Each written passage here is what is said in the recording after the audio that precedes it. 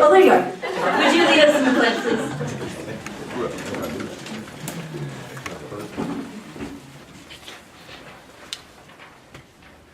With allegiance Allegiance to the flag of the United States of America and to the republic for which it stands, one nation, under God, indivisible, with liberty and justice for all.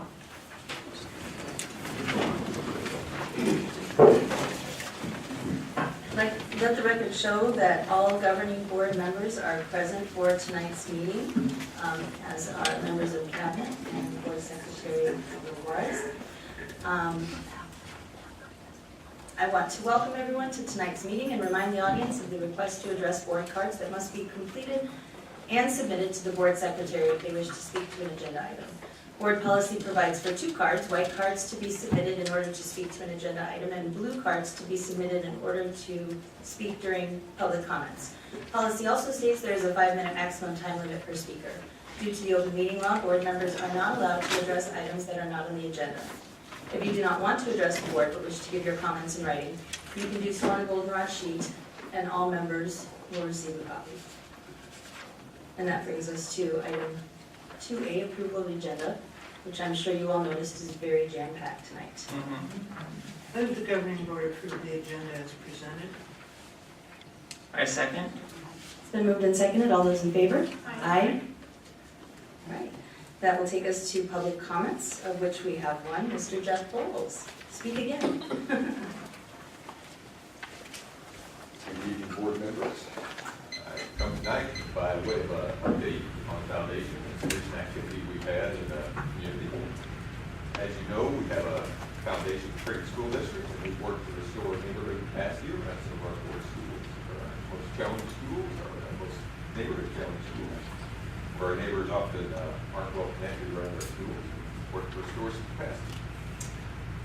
You'll find in front of you a bunch of materials I brought tonight because we did something pretty exciting on April 29th, and I thought I'd come to tell everybody about. We had a little curb appeal contest around the excellency of school neighborhoods. And with the support of some huge and tremendous community champions that were willing to step in with our school district, we assembled a set of vouchers for 8 different households. And with these vouchers, we wished up some support of some participating organizations, sponsoring organizations for each household, kind of selected these 8 households based on need, and brought together a bunch of volunteers, these sponsoring organizations, some vouchers for supplies, and have a curb appeal contest. See who can fix up the curb appeal of their house most with the same budget across the whole neighborhood. And you'll see a few pictures there. We had upward of 150 volunteers show up that day. And some really exciting stuff go on. We had a 4-hour time limit. And maybe we had a little cheating in places because some of the sponsoring organizations brought some rather heavy equipment like flatbed trailers and bulldozers and those types of things. We were anticipating more of a hands-on manual effort. They put plenty of hands-on effort in too. It's a pretty exciting morning. We doubled a few lots, put in new yards, we dug up weeds, and see all kinds of stuff there.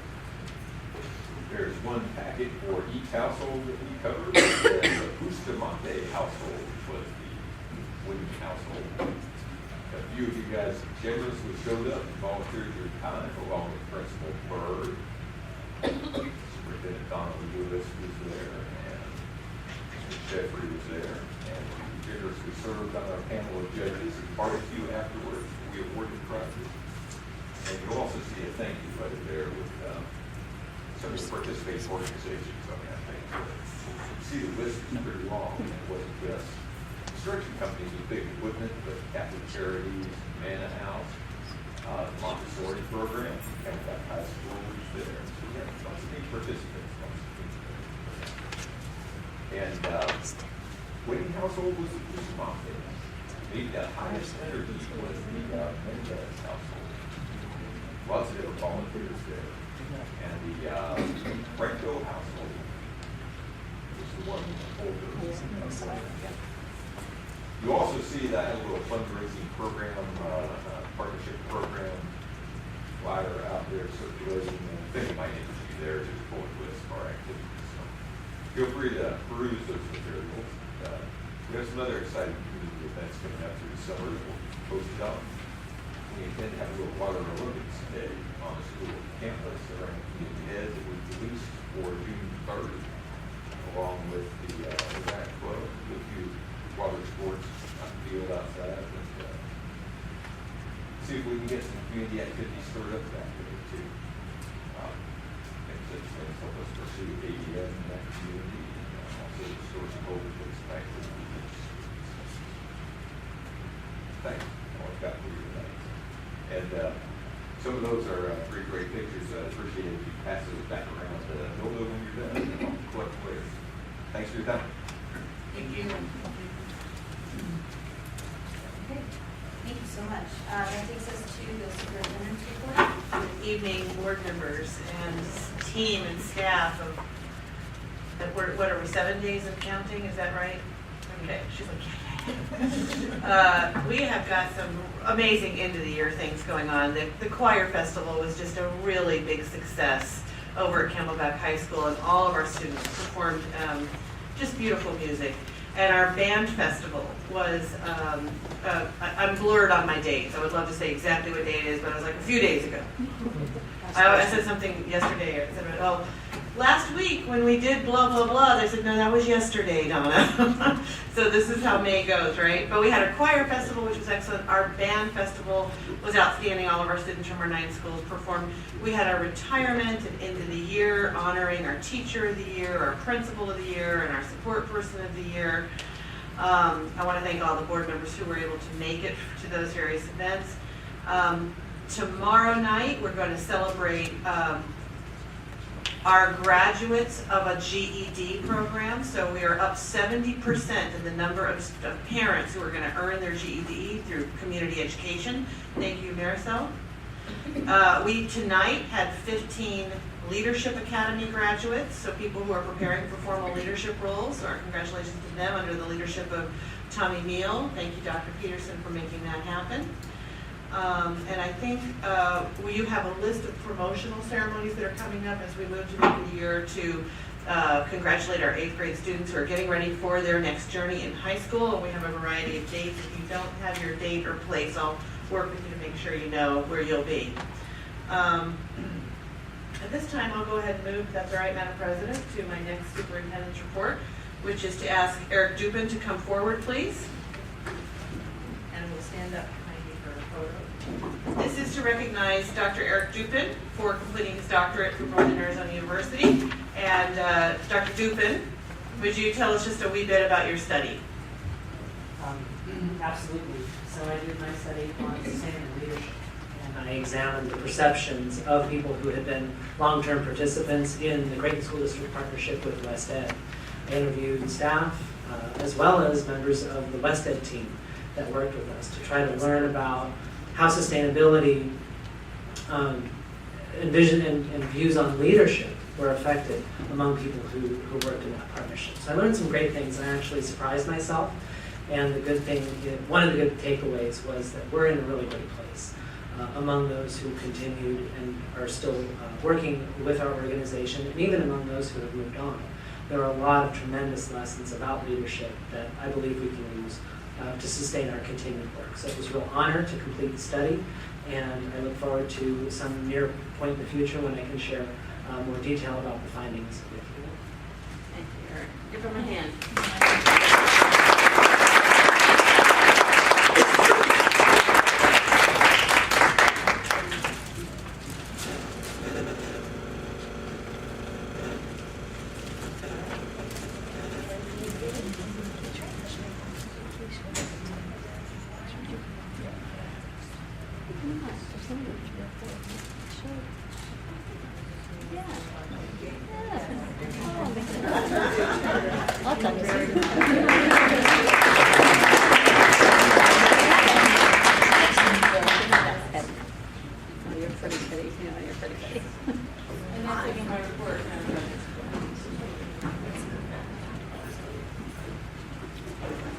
Congratulations to Dr. Dupin. And that will take us to governing board reports. Ms. Sexton Reeves, do you have anything to report? Mr. Zaragoza. I had one field trip to Phoenix Day Preschool. I don't know what you call it, Child Care Center Preschool, with First Things First. I was invited with other community leaders, including Councilmember Gallego, Representative Bolding, and a handful of other elected officials, where they were showcasing the benefits of early childhood education, which we know is something we also value here in Creighton. They actually did share a lot of positive stories about Creighton as well, even though this was just a little bit outside of our boundaries. And they extended an invitation to have conversations, to consider a deeper partnership. So we'll see what comes of that. I shared that information with superintendent, and that's all I have to report. Ms. Young? Yes. Friday, May 5th, I was going through Nextdoor Neighbor. It's a website where local communities, you get information. And I came upon a Mackin fundraiser, and it was a car wash. Of course, I had a dirty car, so the next morning I went out. And basically it was for the weight club, and they were throwing it, and Appreciation Financial was there, and every donation was matched by Appreciation Financial. It's for the Mackin Summer Collaborative Center. Anyway, I want to give a good show to the SRO. She's the one who was responsible for this. She's the one who put it on Nextdoor Neighbor, and that's Officer Jen Dott. And I went, and it was, a lot of people showed up. It looked like a lot of fun. The volunteers were having fun in that. And it was a good neighborhood event for Mackin. Thank you. Ms. Meek Shepherd? Yeah, I had the opportunity to visit Gateway School last week, and it was a great visit. We focused on 6th grade class. They were collaborating among English, social studies, doing presentations on different countries, and it was just cool to see the different classes working together to get to these final presentations, and the kids were very engaged. We had a great conversation with Principal Heller. She was very excited about having just visited an Avid school in Mesa, and I don't know if everyone's aware that Phoenix Union High School is opening an Avid high school at the Wilson School District. They're renting a facility there, is my understanding, because they're doing Avid. So it sounds like there's a competition there, and I know that Principal Heller would like to move forward with Avid, and it was disappointing to me that she can't do it because we don't have the funding for it, basically. And so it's something, I'd like for us to look at budget priorities when possible. But I was also really happy to hear that some of these 6th grade teachers are actually using some of those tools already. Socratic seminar in their class and things like that. So it just kind of reminded me that, we've talked about this for a long time, this Avid, and we're still a ways away from it. But I was really happy to hear that we're getting some things started with it, because it sounds like parents there are also very eager to have those things. So it was a good visit. I learned a lot. I was also able to visit Gateway School with Principal Heller last Wednesday, the 10th, and I teach middle school, so I opted for 2nd and 3rd graders. And they were, I went with Dr. Lewis, and the kids were researching these big end-of-year projects. The writing, some of the writing was better than the things that my 6th, 7th, and 8th graders could do. It was so, you could tell that they had really been studying, researching. It was amazing too to watch the kids with their iPads, talk about what would be a reliable source for their research, in 2nd and 3rd grade. And I wish some of our politicians did that actually. But then when we went into the, I was actually looking at Dr. Lewis. I was looking away. Because I thought she was going to hit me again. So then we went into a 2nd grade classroom, and the teacher had a sign up saying, it was a countdown, however many days until we're in third grade, and she misread it as that they were third graders, and she was blown away by the fact that they were only second graders doing that research. And I was too. So I love the cross-curricular collaboration that goes along with the work that they're doing there. And it was really fun to watch the kids' self-guided discovery, and then to see their finished products and hear them explain why they chose specific cities and things like that. And then, of course, after I was able to go to the awards banquet that was held at Papago School, and then Catherine is where the retirement ceremony was. So I maybe even cried a couple tears there. Some people are leaving that I'm really gonna miss. So that was my week in Creighton. Thank you. And that will take us to approval of consent. Move the governing board approve consent A through H in accordance with policy BEDB-R. Second. It's been moved and seconded. All those in favor? Aye. We should probably let the record reflect that Annette Sexton Reese has stepped out because we've actually voted on something, so the record should show that. Okay. Oh, and she's back. Thank you. Okay. All right. That takes us to item 6A, the Strategic Planning Steering Committee update. President Castine, fellow board members, it is great pleasure for us to come before tonight to give you an update as to after our second year of working towards our strategic planning goals as to what the year has looked like throughout the years. I want to give you a heads up. It's going to be interactive, so you will be engaged during this process. And I'm going to introduce Mr. Peter Flanagan Hyde, who is going to begin our presentation. He has served for the past 2 years as a facilitator for our strategic planning process, and he will let you know how you're going to be engaged in helping out with the presentation. So, Mr. Flanagan Hyde, there's a whole team of people here with you.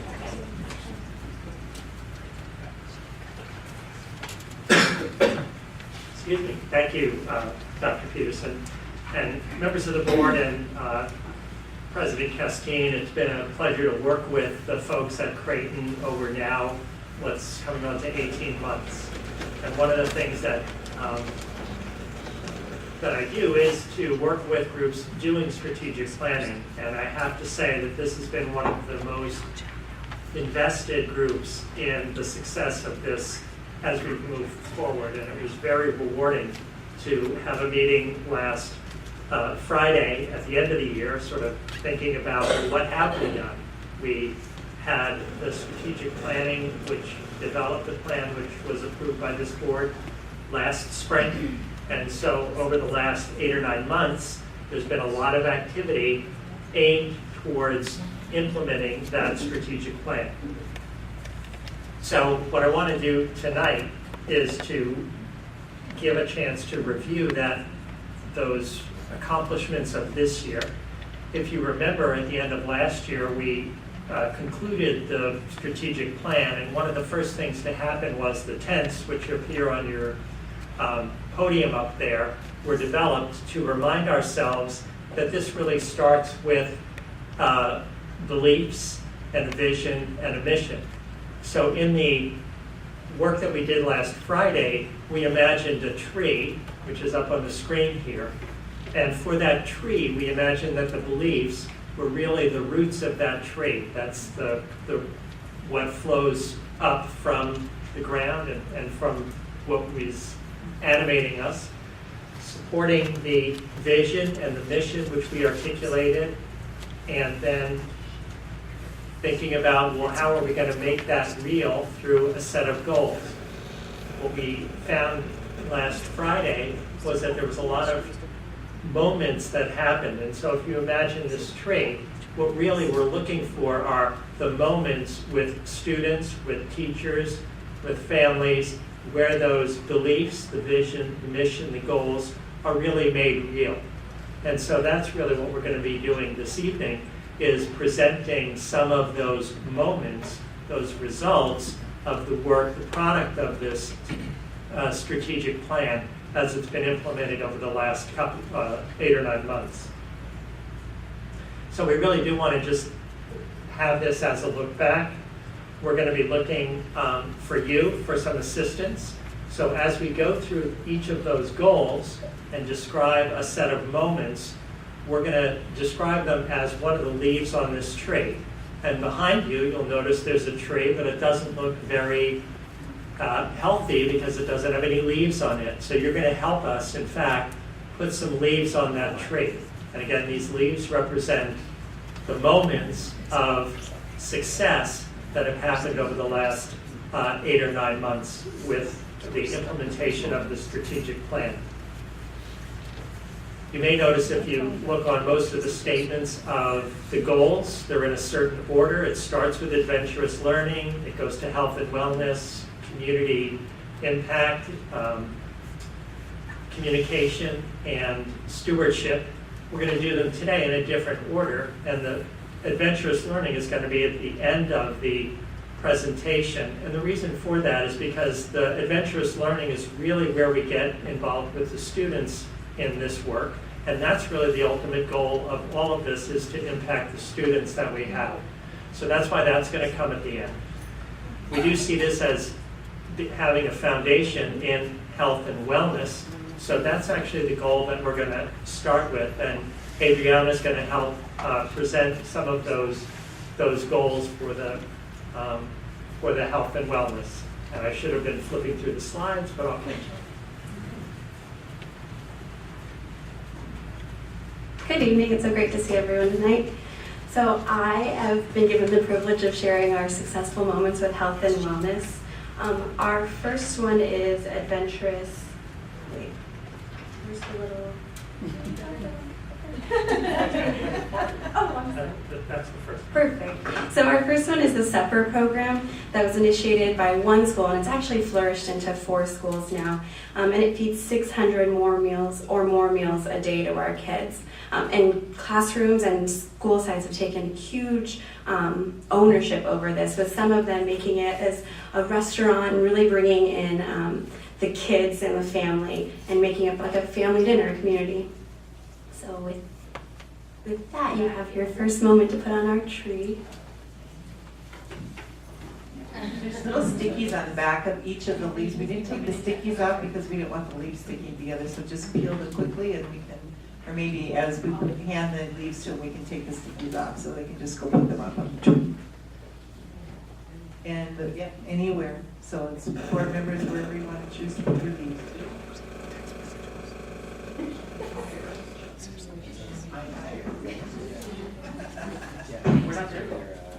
And so the next moment we wanted to talk to you about was our health and wellness fair. We had over 200 participants and 30 vendors. And I think to like our credit and building our partnerships, we had a really profound moment when Friendly House continued to stay. I think it was 4 hours over their initial commitment just to be there for our kids.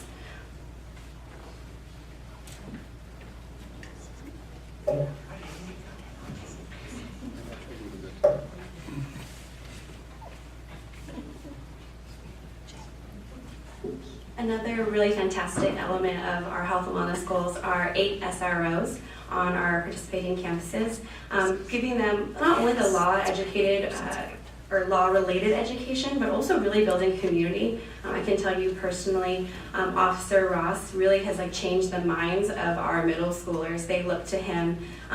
They will even call me and let me know, can you get a hold of Officer Ross? I have a law-related question. And so he is a resource that is just pivotal to our campuses. So, safety grant.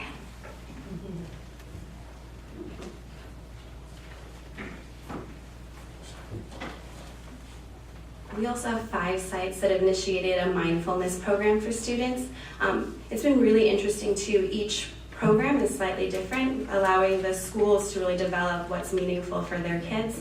I can speak personally to Excellencia. We've picked students who have struggled with resiliency and then also their executive functioning skills. And I have quite a few that are in my class, and they are totally developing this resiliency that you haven't seen. I can see them. They will start their breathing exercises. They will come and mention to me, I need a moment to recenter myself, and just using verbiage that really shows that they've taken these lessons to heart. So it's been really cool.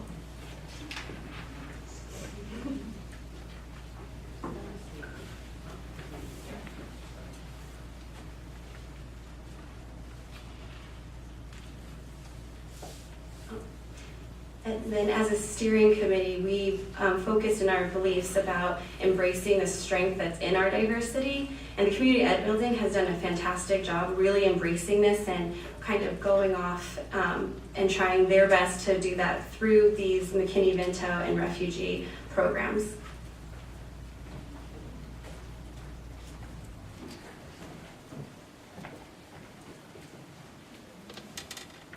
And so next is stewardship with Dorothy, so I'm going to let her take over. Thank you so much for your time.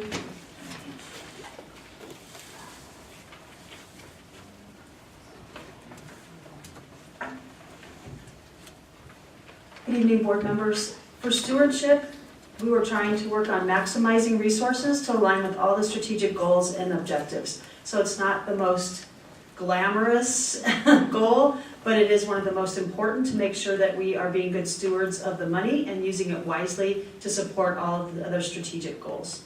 And the first leaf that we have here today is for the 17 committees and the 285 voices on those committees that were actively collaborating and interdependently working together. You might remember Mr. Mann's bouncing ball graphics that were all about when those different meetings had to take place and interactions between the different committees to make sure that everybody had the information to share and collaborate effectively.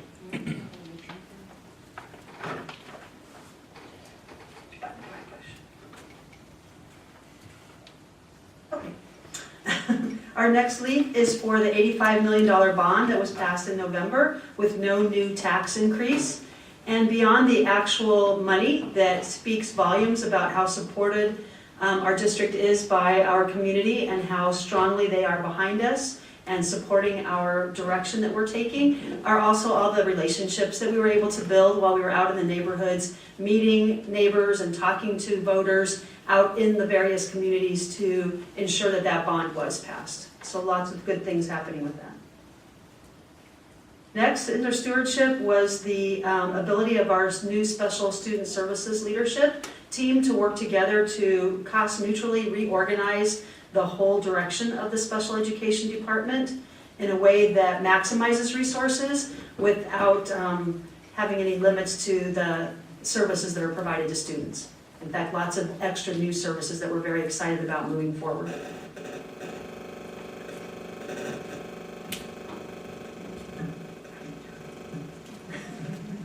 We also had a record-breaking tax credit donation year this year. We got the highest number of tax donations ever for Creighton School District, which was extremely exciting and probably partially due to some of the work that the Creighton Foundation people have been doing with us.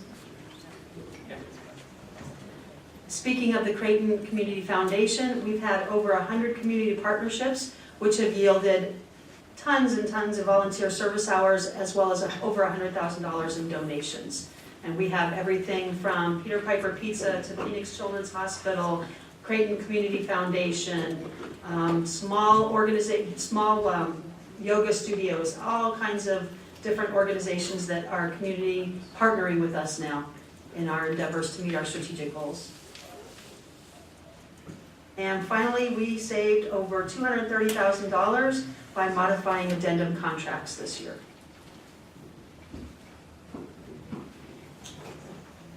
Yay, stewardship. Thank you.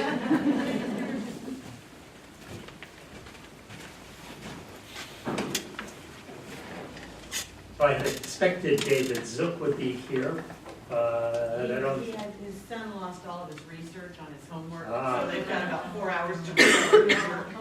Let me then take a moment to describe a little bit about what David would have said.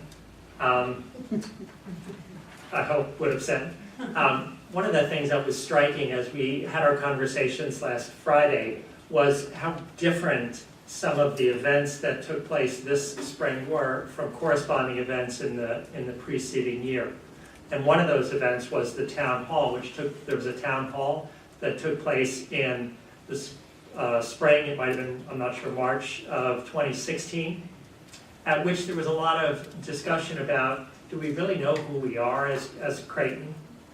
And there were about 50 people in attendance.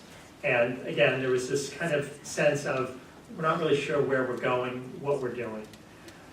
The town hall that was this spring, by contrast, had about 150 people in attendance, and was remarkable in that there was a strong sense exhibited by things like the tents that this is a district that really knows where it's going and really has a foundation in a common language and a way of talking about what we're up to that I think brings people together and does give a sense of purpose and direction. And that gets expressed in the way the community acts towards the district and the way the community talks about the district. So I hope I've done David so proud in terms of what he would have said, and I think he had a few more things to say about that. I think one of the things that I remember him saying too was to appreciate not only the pace that's already gone on, that's been quite rigorous, but to remember to be patient with yourselves is what I think I remember him That's saying. right, I remember that as well. So thank you for that. Tracy is here, who's a new hire, and some parents to talk us through some of the leaves, some of the accomplishments in the area of community impact. So, Tracy.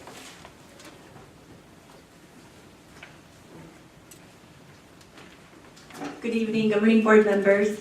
Again, I'm Tracy Pastor. You met me on April 18th, I think it was. And Dr. Lewis invited me to be part of the strategic planning meeting as an onboarding activity, and I'm so grateful because it was a great way to become familiar and to get to know some of the fabulous people that I'll be working with here in Creighton.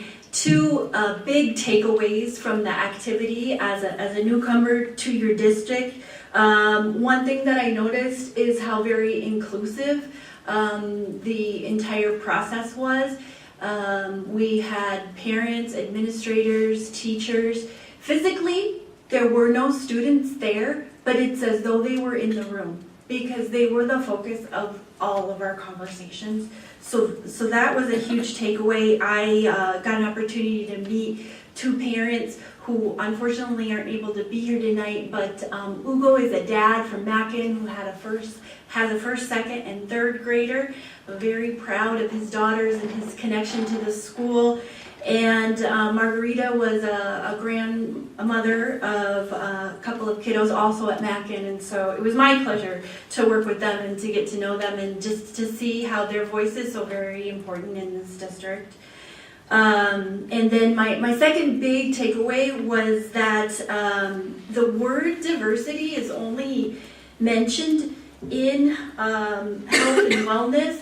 However, culturally relevant practice was overwhelmingly evident in all of the conversations, in all of the goals. So we use the tree analogy. To me, it's like it's the sun that helps everything grow, because so many examples of different things that I'm learning about, the supper program, the variety of foods that are being introduced in the school lunches and suppers, and the school gardens, the cafecitos, just example after example of culturally relevant practice, which is one of the reasons. There are many draws that I had in coming to Creighton, but culturally relevant practice is very important to me. So just wanted to mention that before I get the pleasure of talking about community impact.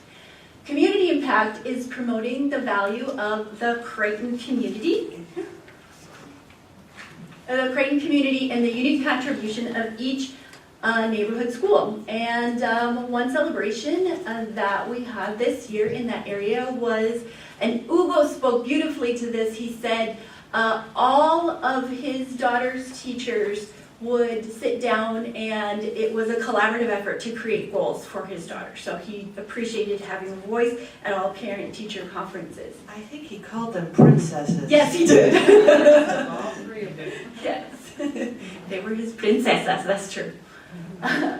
Let's see here. The cafecitos, Margarita spoke about the cafecitos, and she gave some other examples of different parent trainings and workshops that are even open to the entire community that really increase parent engagement.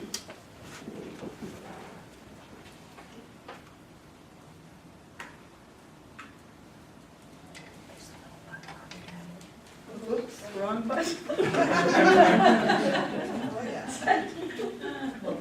proud Tracy's with us. Yeah. I think Dr. Peterson put me under the category of adventurous learning. I think I'll just Okay. There was an increase in GED parent graduates. This year, we celebrated 22 parent graduates. Collaborative partnership established. I believe I learned all about this at the April 18th board meeting, if I remember correctly, with the Creighton Community Foundation. Very exciting. Over 100 participants at the town halls, shaping various district decisions.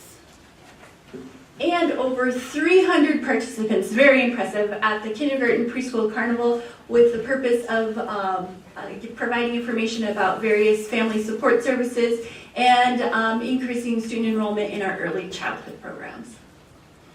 Collaboration with Yes for Creighton Kids PAC, Creighton Education Association PAC, and Arizona Tax Research Association for neighborhood engagement on the bond election.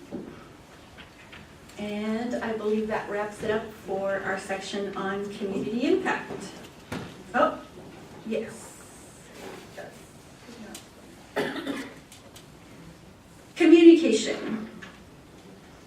Communication is hard. I'm so sorry. You're next. I'm helping out with screen with Louise. Madam President, members of the governing board, Dr. Lewis, it's my pleasure to present on communication. And as you remember, the communication goal is to cultivate a sense of belonging and influence through the open exchange of ideas and information. So the first thing we want to talk about is the initiation of the weekly Creighton Connection newsletter that provides district information and celebrates district news that's sent to all staff. And if I can just take a moment real quick on this cultivating a sense of belonging. Ms. Pastore, it was just brilliant when I came and participated on Friday morning to see how welcome those families, the Hugo and Margarita were. Like, I think speaking to our families in a language that they're familiar with, like it was very clear to me they were comfortable. So I just wanted to acknowledge that. Oh, we did. Yeah, that's great.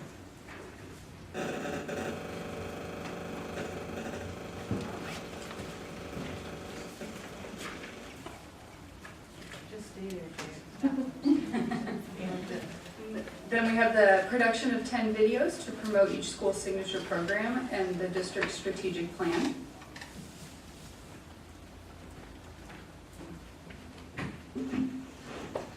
And lastly, we have a website committee that's been established in developing the design prototype and content for the new district website.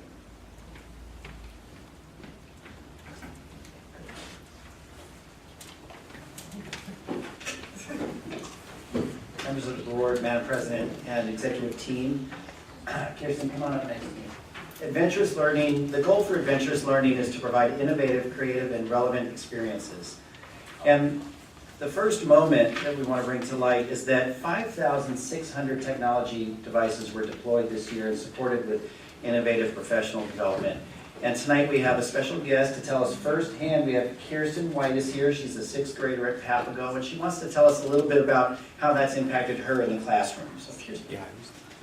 These past months, I have got a laptop of my own, and on the laptop we study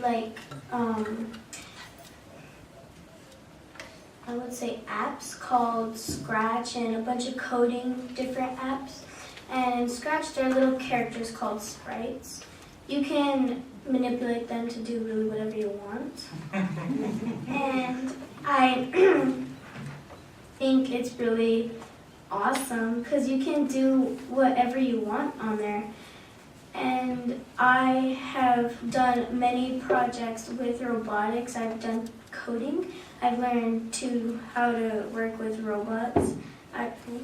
I have gone to many field trips, which one of them was the Coding Academy, which was awesome. I really thought it was very inspiring to myself.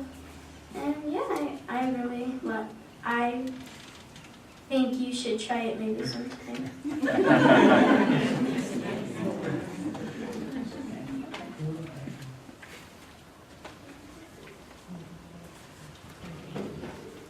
Kirsten's going to help deliver these leafy moments to you for us. Thank you, Kirsten. Teachers and students were brought together with Dr. Dupin and a group of parents, teachers, administrators to turn a vision into action in a 2-day retreat. They learned how to use the Apple and the Dell devices in ways that will carry forward into the classroom and impact the student learning.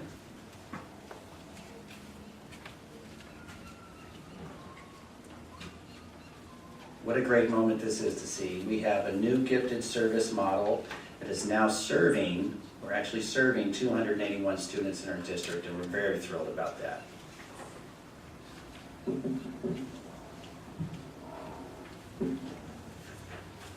Kind of underneath our tree over there, we have schools in all our schools. We have 9 schools, we do. But each one of those schools has a garden, or several gardens in some cases, everything from cactus gardens to fruit groves to vegetable gardens. Papago has 3 different gardens going on. Teachers and students are planting plants inside the classrooms, and so it's really catching on out there, really exciting.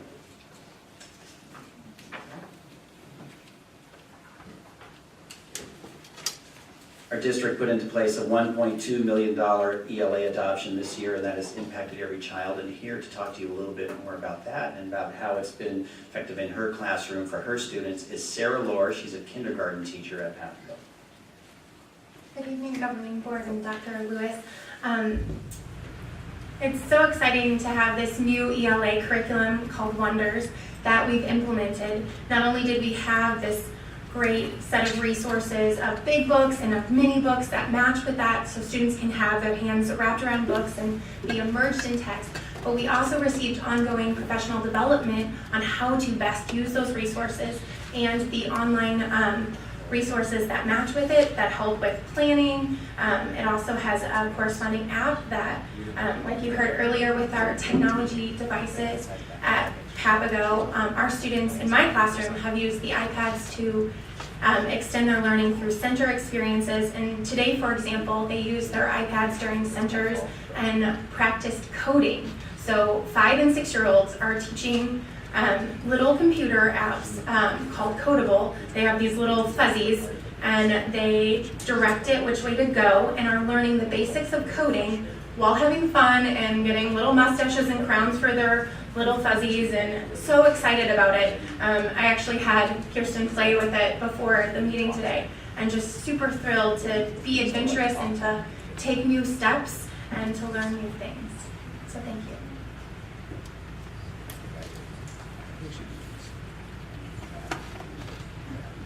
You start back over again. Yeah. District landscapers in pretty soon. Higher order thinking and mathematics training was provided all year to all teachers and instructional leaders.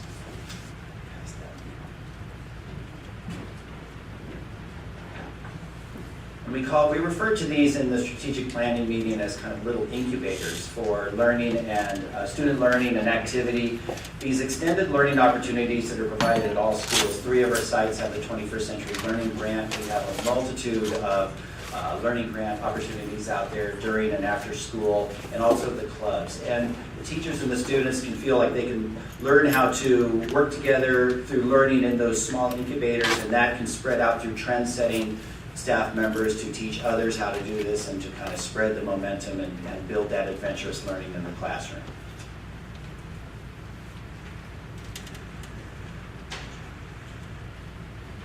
Good. Thanks so much.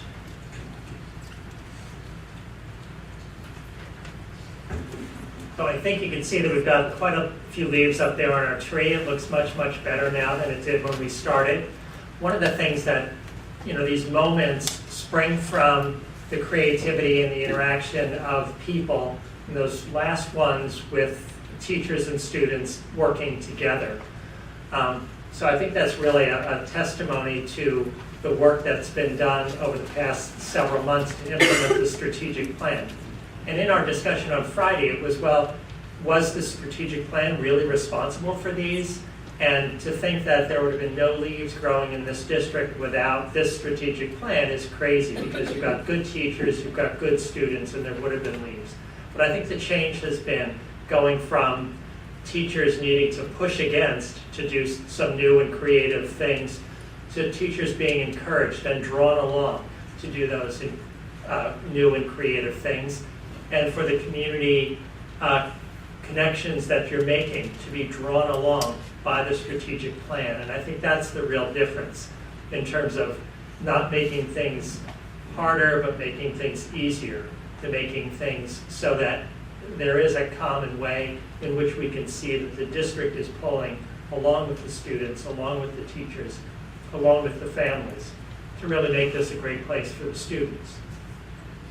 So I guess in a final sort of wrap up, I'd like to know if there are any questions, first of all, from the governing board members about the work we've done. And then secondly, if there were, as we went through these leaves and these moments, whether there were any favorites of yours, whether there were any that really spoke to you, whether there were any that you, as a board member, are most proud of in terms of what happened this year under your leadership. So first, any questions? And then if you want to pick out one of those leaves that really seemed to speak to you or that you're very, very proud of. So I have a question. So what is the next step for a strategic plan? Well, obviously, strategic plan is really a verb, so it's ongoing, and there are plans to say, okay, well, we've got a great tree here. Next year, we want to make it even better. We want an orchard.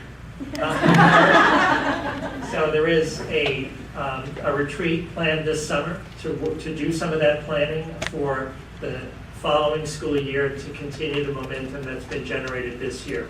But this presentation was really about, it's the end of the year, let's look back and I think pat ourselves on the back for what we've accomplished. Peter, I also recall when the group was choosing which were the highest highlights, because there were probably 100 more things to share, and you didn't want to share exhaustively. But you also had a dot for things that needed to be in the next steps category. I remember Dorothy pushing the same question, so I just wanted to put that. That's right. So what we've put up here are the accomplishments, but in our meeting last Friday, we also identified, we still need to work on this one a little bit more, and so those will form the agenda in part for that strategic planning retreat this summer, or planning for the implementation that's going to happen in the following school year. So how about a favorite moment? Any of those? So my favorite, since I just asked the question, I guess, is the technology part of it, especially since we had a student this evening to kind of demonstrate. I mean, I'm proud of that personally because I worked on that before I was even on the board. So to see it come full circle and see this technology in every school being used in many different ways, but at Papago really amazingly with all the coding and all the different ways. It's just thank you everyone for making such good use of it and getting the kids excited about using it. I think that's super exciting. Right. Oh yeah, I'm smiling. To that point, like all year we've had really articulate students come and share their learning with us, both in presentation, in demonstration. We've seen some of the videos as well. I think it's hard for me to pull out any one in particular, and maybe it's just the scapegoat, like the easy answer, but I'm excited that as a district we did all of it. And it's not just health and wellness happening in isolation, separate and disconnected from stewardship. I think like the type of district we aspire to continue to build is well-rounded. It's not just math scores, it's not just reading, it's not just one thing or the other. So I just wanted to give our staff and leadership a lot of credit, our families for being partners, our students for, they're ultimately our consumer here. So I don't know, I'm excited for how it all fits together. And that was one of the things we did recognize as well, the interdependence of these goals, and it wasn't like, well, there's this and then there's this. And if you look on the tree, they're all sort of interspersed, and I think that's a real apt way to put those leaves on the tree, mixed in with one another. I I agree with that, when I talk to people and I tell them, we serve dinners at 4 schools, they don't believe me. And then they don't believe me how much we charge parents who bring their kids.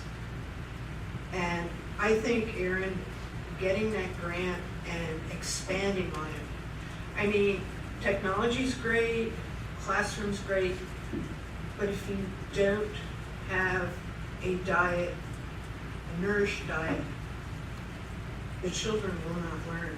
Right. It's a little bit more basic, but I think it's great. That's why this evening we began with that health and wellness goal as I think, an indication of just that point, that if you don't have that, you really can't do any of these other things that you'd like to do. I think for me, 2 things jump out. Definitely the friendly house, the immigration, because that's something that I've been working with for many years. And then also before I got on the board, I've been on the board 5 years, but before I got on the board, I was part of my Loma Linda Neighborhood Association and went to all the meetings and kept pressing to have a community garden.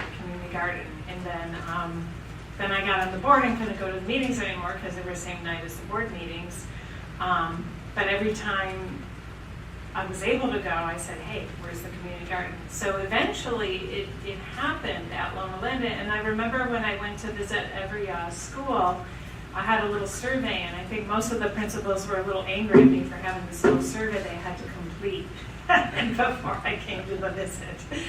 But one of them was, do you have a community garden? Or do you have a garden, and where is it? And at that point, I think only 1 school had a garden. This was before Loma Linda actually had theirs too. So I'm so happy, to hear that all of them have gardens, and sometimes even more than one. That's really awesome. That's, but like everything, and they're all interconnected. And of course, when I hear about the gifted program, I think about Amy and how hard she worked on getting that passed. So I wanted to give her kudos for that. Thank you. Anything else? I have to echo what Ms. Young said, because I feel like, especially more and more nowadays, so much is expected of the school system because, perhaps the state or the federal government aren't necessarily doing a good job of taking care of people through social programs. So we end up, needing to meet kids and families where they are. And so I really, even though it's, it may seem like a small impact. First of all, I love the summer program, but I really love the fact that 22 of our parents are now GED graduates, because that's the kind of sustainable, that's generational now.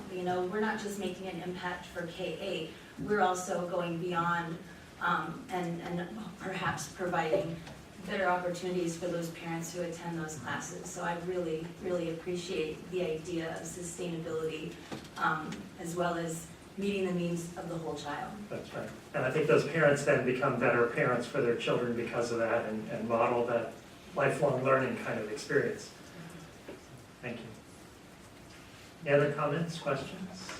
I think it's sometimes really hard for those of us who are assertive, forward-thinking leader types to stop and reflect. And the exercise of stopping to reflect causes a sound foundation for the spiral of who we are, and as our identity continues to solidify what we're really all about. So as the orchard grows, as the tree stays nourished and doesn't overgrow, I'm looking at the beaming faces in this audience. I'm utterly, you guys, I look out here often and you're all like texting, doing your emails, and this is one of those few times where I see every single person lit up and leaning forward. Have you noticed that? This is a great deal of pride in the last 8 or 9 months worth of heavy lifting, and I thank each and every one of you for being a huge part of that. Great job.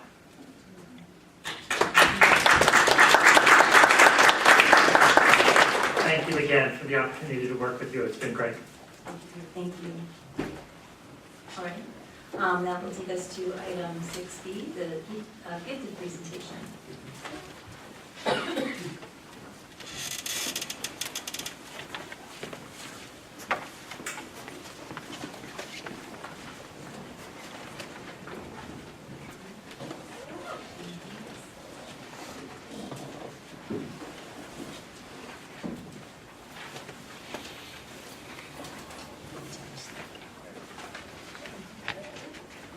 President Castine, board members, Dr. Lewis, Executive Cabinet, we are going to continue on this journey of celebrations as we're going to be sharing with you the year's work of the beginning of the reestablishing, reinvigorating our gifted and talented service program for our students in the Creighton School District. And I am pleased to have with me Ms. Jody Hernandez and Ms. Holly Witten, who are two of our gifted TOAs. Mr. Kevin Steele was not able to join us.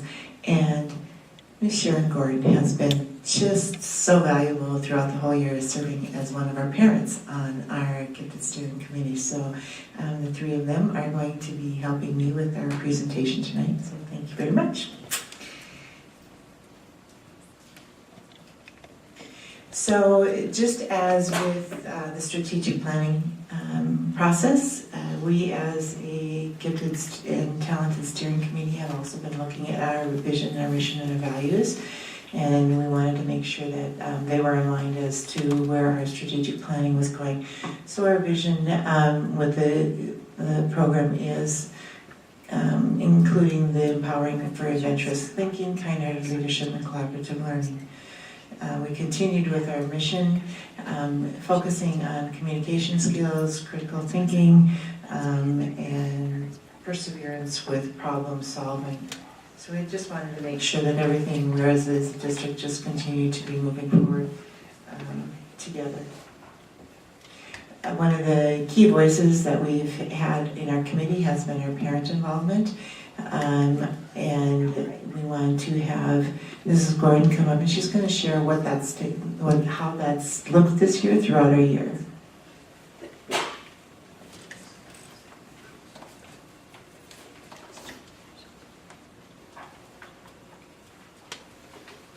Board President Castine, governing board members, and Dr. Lewis.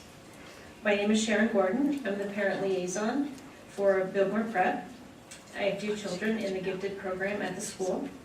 It's been my privilege to serve on the committee this school year. At my first meeting last fall, I really had no idea what a gifted program would look like. But after months of collaboration with this very dedicated group of educators, I've learned a great deal. I'm very proud of what we've accomplished this year.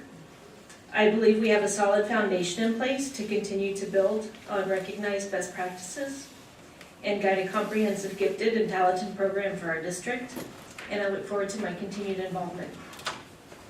It's important to hear from parents and students and get feedback on what they've also felt throughout the year, and we've gathered some of that and would like to share it with you now.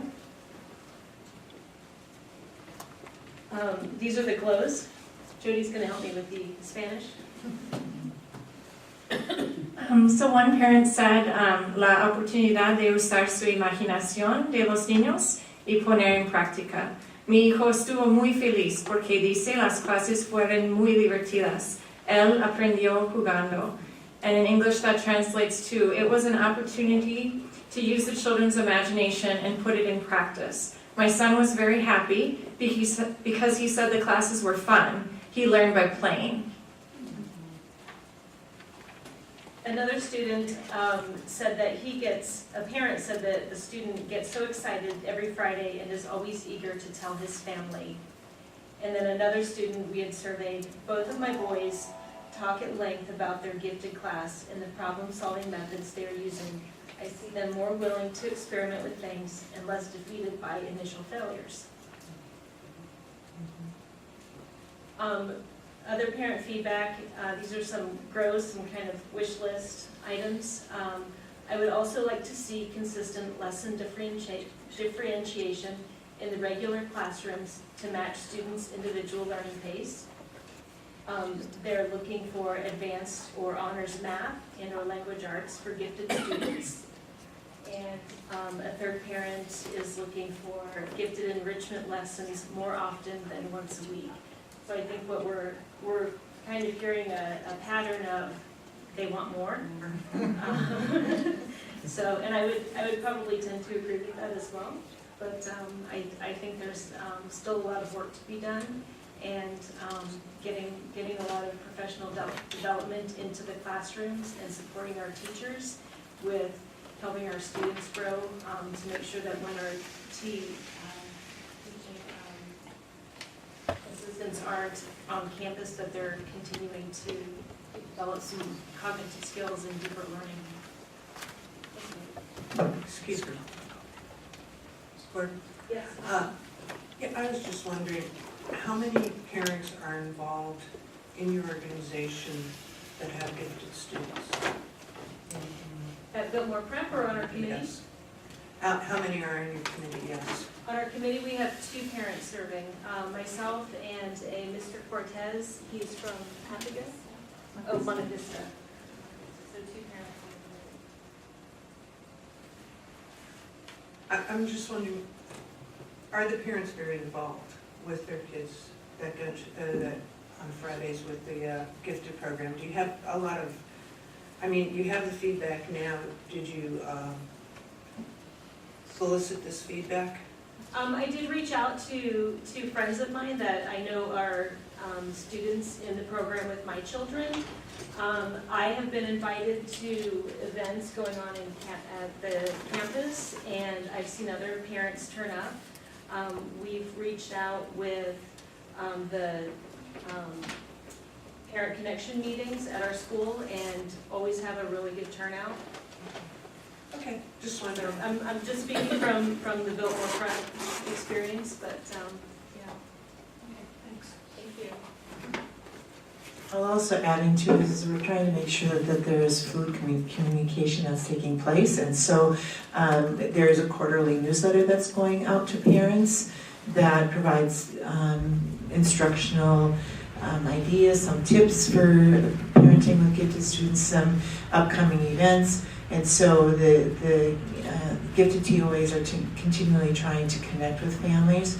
We've had parent meetings. We just are completing a round of parent meetings. Could we have increased attendance? Of course we can. Will that be something that we'll continue to work on next year? Yes. But there is a real concerted effort to have the parents engaged with the process and be able to provide two-way communication. So what Hilda's passing out right now is a sample of the parent newsletter that's going home. You also, in a little while, be receiving a copy of the teacher letter that's going out to the cluster teachers. So, you're welcome. So our next piece is Molly's going to come and talk about how we have begun supporting teachers. And governing board members. For teacher support, what we have done is we have been extending every opportunity we can think of, distributing information about different professional development opportunities. There will be more professional development coming from our team next year, but in lieu of that this year, something that we have offered information on is the Estrella Mountain Community College endorsement information for our cluster teachers who are real go-getters and are interested in pursuing that endorsement. Mr. Kevin Steele has spearheaded a cluster teacher differentiation cohort at Excellencia, and I know that they've been meeting since January. In a couple of schools, we've done co-teaching for different literature studies so that classroom teachers can see how easy the differentiation is for our gifted and talented students in the regular classroom.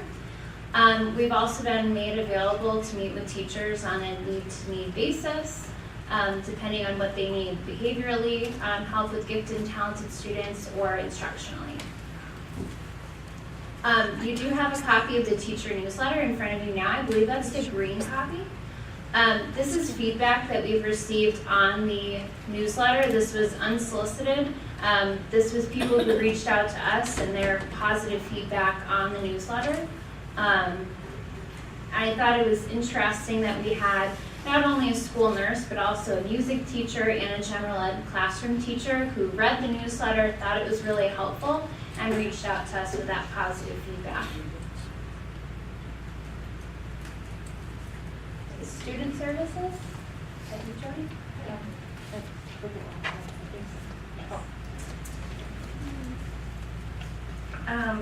So I get to talk about the students, the fun part. We asked students, what have you liked about Gifted and Talented? And I'll let you read their quotes, but I think the overall theme was they liked doing hands-on experiments. They liked going outside. They loved setting off rockets. Carl does too. Not just talking. And then one of the national gifted standards is a strand called self-understanding. And for example, one of the standards is students with gifts and talents demonstrate self-knowledge with respect to their interests, strengths, identities, and needs. And I remember on the first day of pull-out classes asking, well, why are you in the gifted program? And a lot of them said, well, I think I took a test with a psychologist a few years back, and they just weren't, which is true, but they weren't really sure what their characteristics were, why. And so we've really worked on that. And then this was a survey at the end of the year, and I really love the first one. I think differently and more critically than other students.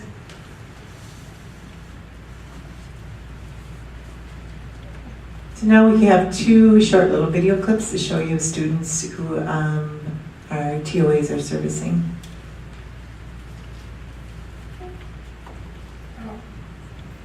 Hi, my name is Patrick, and I'm a fourth grader here in Loma Linda. My favorite thing about gifted class is that when we did the rockets project, and we used the Bernoulli principles to make our rocket function. The one that I liked most was the lift principle, where the rocket went up and it went far. But that was the pull principle. My second favorite thing when we're doing the bridges right now, we are learning about bridges. My bridge is La Viaduct in France. One thing I've learned in Gifted is that when you learn a ton of stuff, it makes your brain smarter.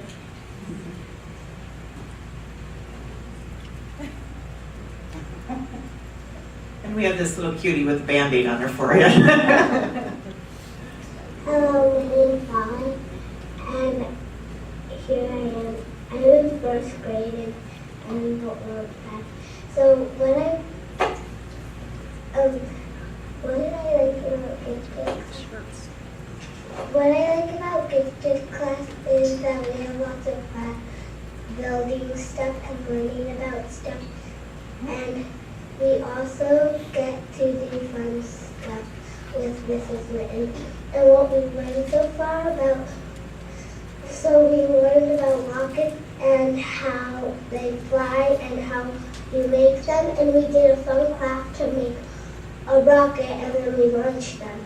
And now we're making robots, and now we've learned how to code them, and we've done a racing robot, and now we are going to choose which robot we want to do next. So.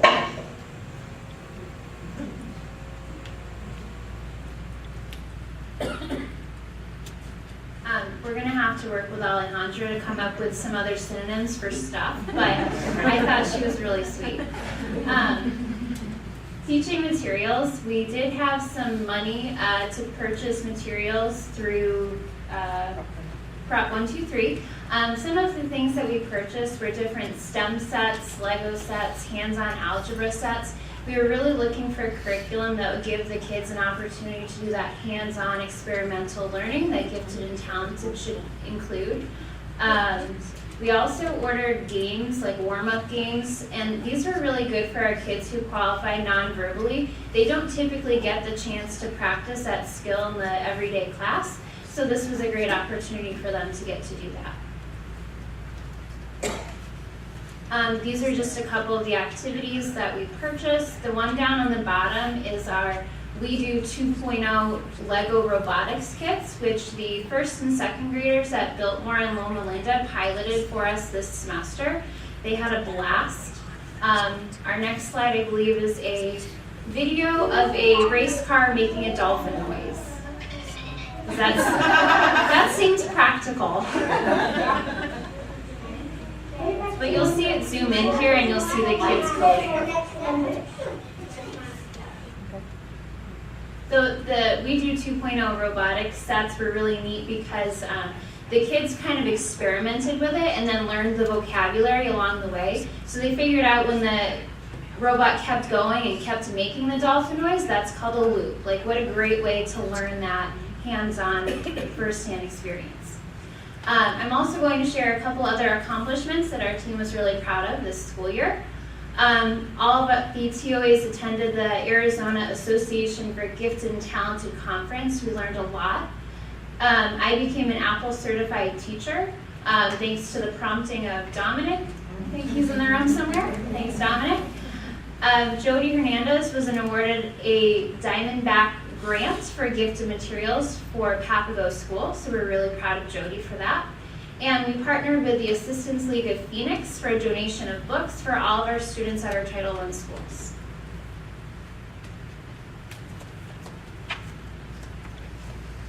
Something we're looking forward to in the near future, at the end of June, we'll be taking 25 students to the ASU Tempe campus for a Physics in Motion camp. And of course, it's a great opportunity for our students, but I think it will also be a great opportunity for us as chaperones because we get to see the Department of Engineering and how they're going to explain physics, and so we're excited about that. So our last piece here is in reference to the number of students that we're actually serving this year. So we began our year with 215 children that were ready to go at the onset of the school year. Through the couple of testing procedures we've done, we're now up to 280 kids. And all those 280 students right now are being serviced by our 2As. And we have one more round of testing to go, which is coming up in the process and next week. So our hope is that we'll be close to 300 students by the time the year ends for students who will be identified and ready to go as we begin the next school year. Dr. Peterson, on the identification and testing, Yes. Does that happen like across the grades? Is this just something you're focused on for kinder first or second grade? So we're mandated to do three testing times throughout the year, and we focus on the 1st through 8th grade on the first 2 rounds, and then this last round will be including kindergartners so that we have them ready to go when 1st grade starts. There's just so much developmental pieces that are still in place of just figuring out how to be in school to do it in the beginning of the year with the kindergarten kids. So that they will be ready to go as 1st graders for next year. Okay. I have a question. Yes. So who does this go to? Is it just right now the parents of the kids who are identified, or is it going to everybody? Currently, the parent newsletter goes to the parents of students who have been identified and are being served. And so the reason for my question is, how do so a parent can nominate a kid? No. A parent nominates a kid or a teacher nominates? Both, right? And So, actually, a student can nominate themselves. Okay. And so how are we communicating to parents that we have a gifted program? Because we used to have a reputation that we didn't offer gifted. And I don't know if that's changing with this. And Ms. Gordon, you might be able to answer that. I know that was sort of the reputation at Biltmore for a while. If that's kind of a hard question to say yes or no, but I just want to make sure all parents know that we have this so that, they can nominate their kid if they think there's something going on. Do you have a feel for that from Biltmore just specifically? From my experience as a parent, I do see Dr. Lauren announcing it in our Monday mail. We get Monday mail every week, so he's very consistent with putting that information out in advance. I will see also the teachers posting it in the Schoology announcements, and it's probably also in our Tiger Beat newsletter as well. Okay, so great. I think there's a couple of different sources to find that information. And I want to say too, I've seen it on our website, the school website. So that's a little more, you have to go look for it there, but if you're not seeing it in the communications coming out of school, it is available. Right. That's also part of our plan as we continue to move forward, because we feel like we just scratched the surface, and is to make sure that we are having more communication about our gifted programming and the procedures that are using. You'll see in the next slide here too is really tightening up procedures and making sure that they're public for in handbooks for our families to know. So. Because I know one of the, and it looks like you guys touch on it in this, but one of the things, if you have a gifted kid, it doesn't always, it can look as if it's a kid who's frustrated and doesn't like school. And I don't know if all parents recognize that, or even if all teachers do. I don't know if that's something that you guys are trying to help educate. So one of the things that the TOAs have done this year is that they've presented at every single school to the staff members, and they have done exactly that. They have, provided what are some of the characteristics that you might see, and what are some of those characteristics that you might not know can be connected to gifted students. And so that education will continue throughout next year as well and forward, because those are so important. Because a student can be not producing, not engaged, and it can be perceived completely different, where the reality is we're not tapping into that child. So that's important for us to continue to advocate for. So as I said, we've just barely scratched the surface. It has been an exciting year. It's been an exhausting year in some aspects. We've gone through tons of paperwork and cleaning up and systematizing forms and working with schools and meeting with parents and getting excited kids started with it, and working on our vision, mission, and trying to align everything to the national standards for effective gifted school programs. And we have much more to do. As we talk about in our committee, as our goal is to have Creighton School District have the best gifted and talented program around. And we are truly committed to that. So our next year continues the work that we've started this year. We're going to really be focusing next year on starting our professional development for our cluster teachers, which includes providing them an opportunity to be earning their endorsement, and then the district through the Prop 123 funds being able to provide the fees for the cost for the endorsement, continuing engaging our parents, as I said earlier, establishing clear policies and the procedures, and then working with Emily as far as promoting it on the website. So we have lots of work left to do, but it has been a delightful year. You have an extremely committed steering committee members who are equally as excited about refining our program and making it the best out there. So please know that we're open for questions or comments or suggestions. What it looks like when you do a test, not sure what the test looks like, but then how are the results communicated? Because clearly not everyone who's tested gets in, right? So what does that communication look like?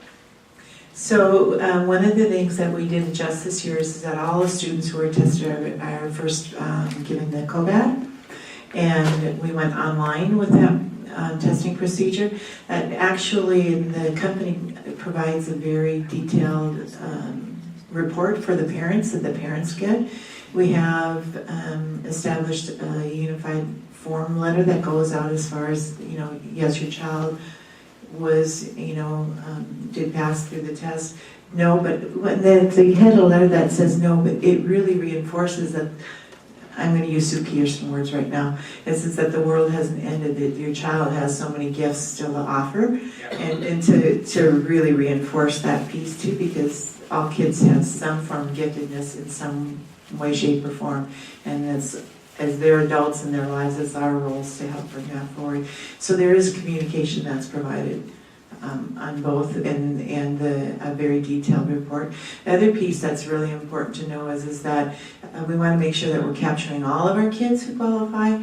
And so sometimes there may be some language barriers. So we start at the COGAT, and then if we see if there's a close proximity to reaching the requirement level, then we provide another assessment that really looks at the nonverbal piece. And so we're able to catch some of our second language learners that might not have made it just through the COGAT. So. Thank you. Anybody have any other questions, comments? All right, thank you so much. Thank you very much. Great job. Thank you. That'll take us to item 8A, ASU research findings on teacher retention.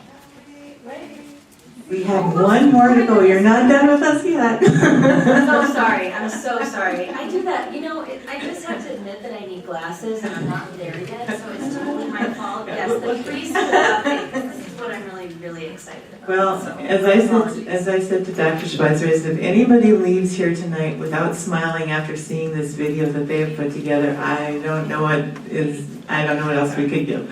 It is my pleasure to introduce Dr. Schweitzer, and she's going to introduce her team, as they share all of the work that has been done in the area of early childhood this year. We've made tremendous growth this year in our early childhood opportunities for our students, and it's just the tip of the iceberg because we're going to grow even more next year. Dr. Schweitzer? Good evening, governing board members, President Castine, Dr. Lewis, Dr. Lugo, Dr. Peterson, Mr. Jamin. Thank you so much for the opportunity to let us talk about the early childhood programs in the district. I would like to introduce my team. I have Katie Stark, who is the on-site director and instructional coach for the preschool. And I also have our wonderful teacher, Leslie Owen. You're going to see her on the video. And also, Dominic is here. I would like to thank him because he really helped us to put this video together, and it was a great learning opportunity for us, and it was so much fun to put this together. This video is about 11 minutes, and we're going to talk about the different programs that we have for early childhood, and at the end of the video, we can go through any questions that you guys have.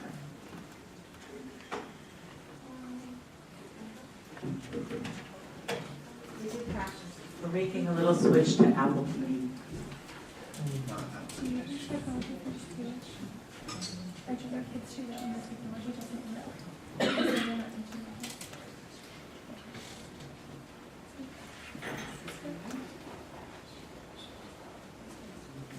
Get ready to smile.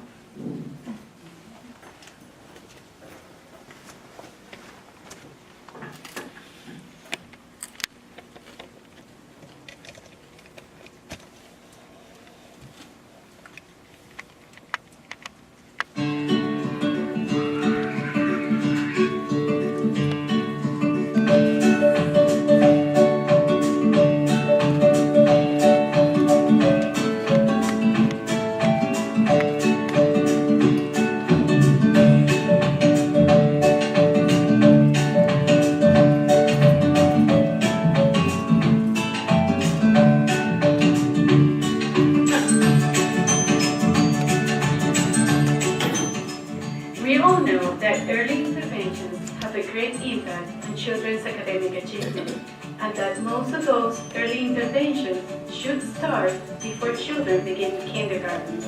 The district data also reflects that most of our children begin kindergarten already behind. And we know from research that this gap is due to the lack of opportunities experienced by the children who are raised in poverty.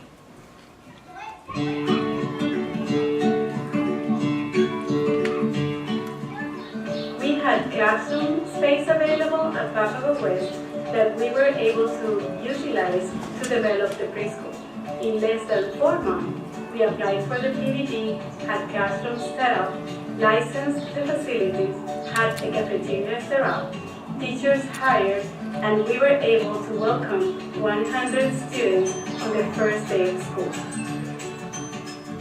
In preschool, we are building a foundation for learning, specifically in language and literature development. In order for children to understand the meaning of letters and sounds, have to understand the whole process of literacy, which means what you think can be said, and what you speak can be written, and what you write can be read. So once children understand that, they are eager to learn how to read and write.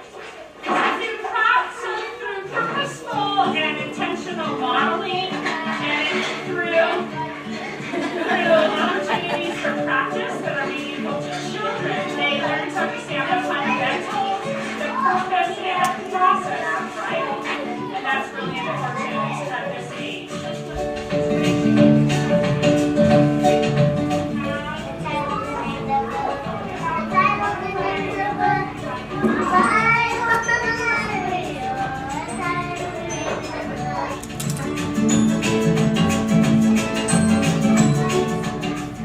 We're going to offer many opportunities for professional development, help me grow as a teacher. I felt like I was so much as a teacher this past school year.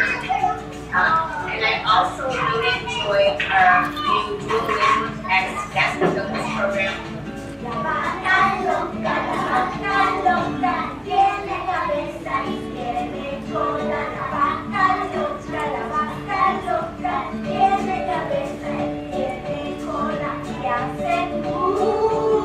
What is so critical about language development and about promoting pre-literacy skills in the preschool age is that it provides literally the foundation for the rest of a child's educational career and the rest of the way that a child will interact with the world.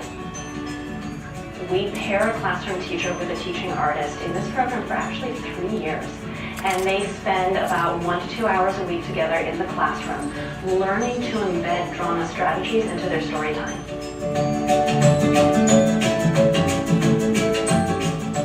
And I really love everyone that I work with. I feel like everyone's been really supportive, especially our director, she's never let me down in terms of being a supportive mentor and instructional coach and leader. And I just feel really happy we're here at the program. The next one.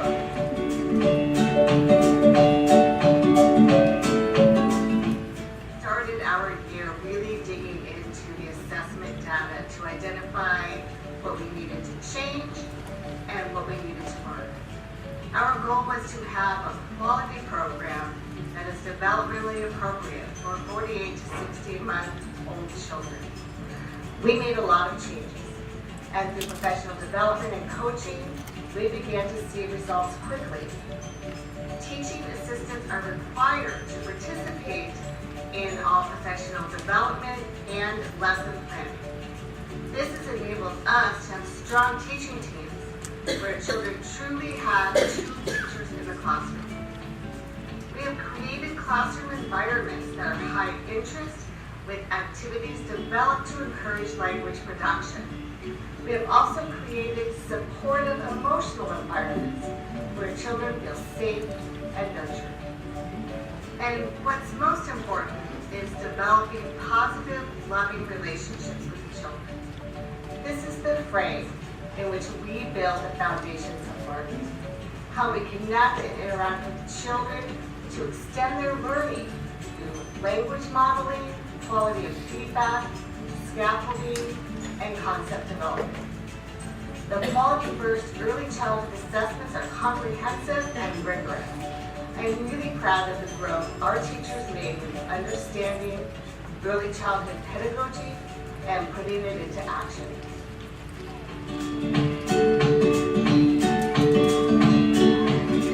As an employee at Creighton School District and working here in Papa West Preschool, I have this big opportunity to participate in so many professional development, all kind of trainings, and the big and huge opportunity for me is to go to school for free because we have this scholarship that is paid for everything at school, get my teaching certification, and it is wonderful.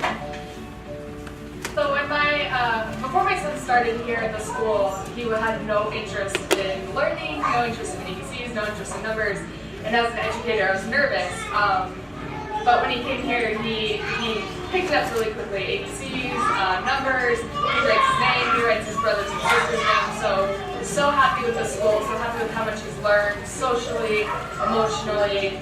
He's built friends, he's learned academically, so happy that he's here.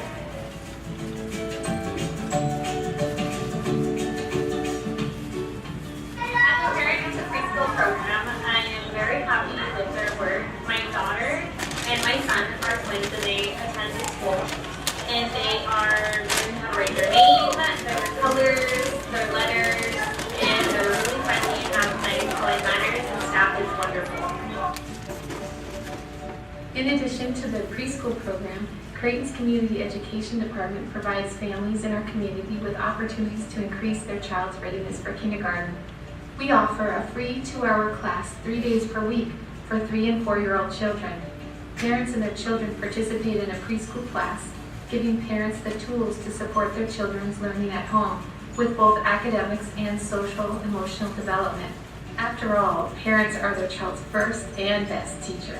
Arizona Kid and Kin Project is a partnership with the Community Education Department that provides support for families and people who would like to become a child caregiver. The program is a 14-week training that is held once a week for 2 hours. All of the topics are built around building strong and healthy children. Some of the topics are brain development, nutrition, discipline, child development, health and safety, child passenger safety, CPR, and first aid certification. We have 6 of our schools that host Kid and Kin classes every semester, and about 90 parents and their children benefit from this program. The Creighton Community Preschool is fully funded for the 17-18 school year. Because this year's growth, the students are now eligible for scholarships and incentive funds through First Things First. The scholarships will help expand and sustain the program. Our quality rating from First Things First shows that we utilize the most recent research and best practices to help children learn and thrive.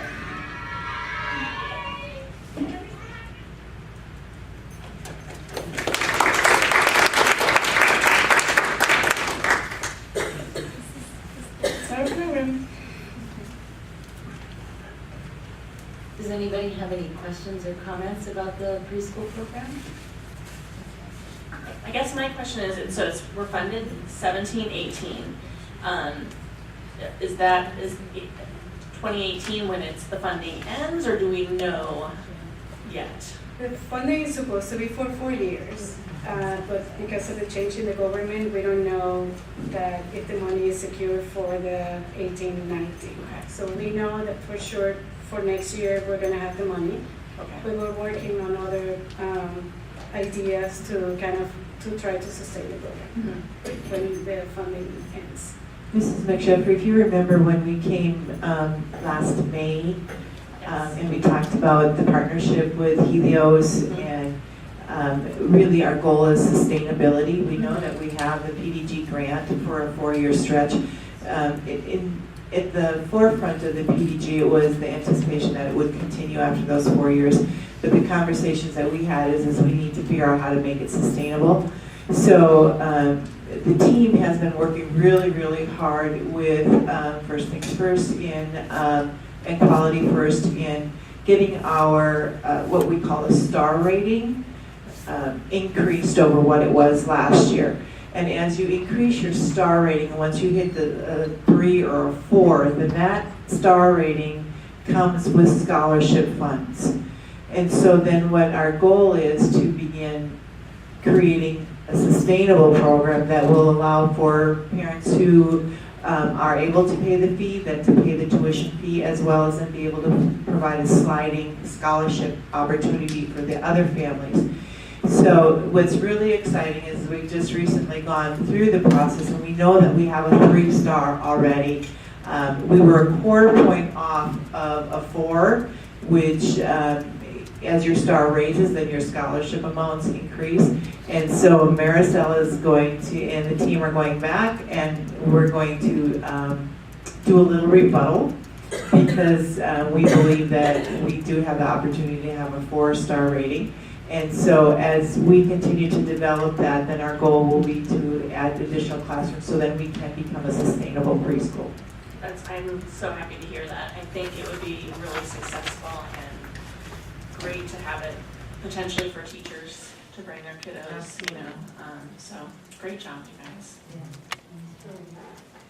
I have a question. One of the paraprofessionals talked about that she's getting a scholarship, she's getting free education to get her teacher's certificate. Who is that? What program is that through? Is that through Creighton School District or who It's is that through Quality First, right? It's through our Helios grant. No. Here, do you want to talk about it? It's through Quality First. But she's gonna tell you. It's through the preschool development grant, so it's through the PDG, and in the money that the feds gave the state, a big chunk of it had to go into building an early childhood workforce. So that's what pays for the scholarship. So anyone who works at this PDG did have a chance to take the classes and get the certification or endorsement. And it's not just paraprofessionals. Bachelor level teachers can go after master's degrees as well.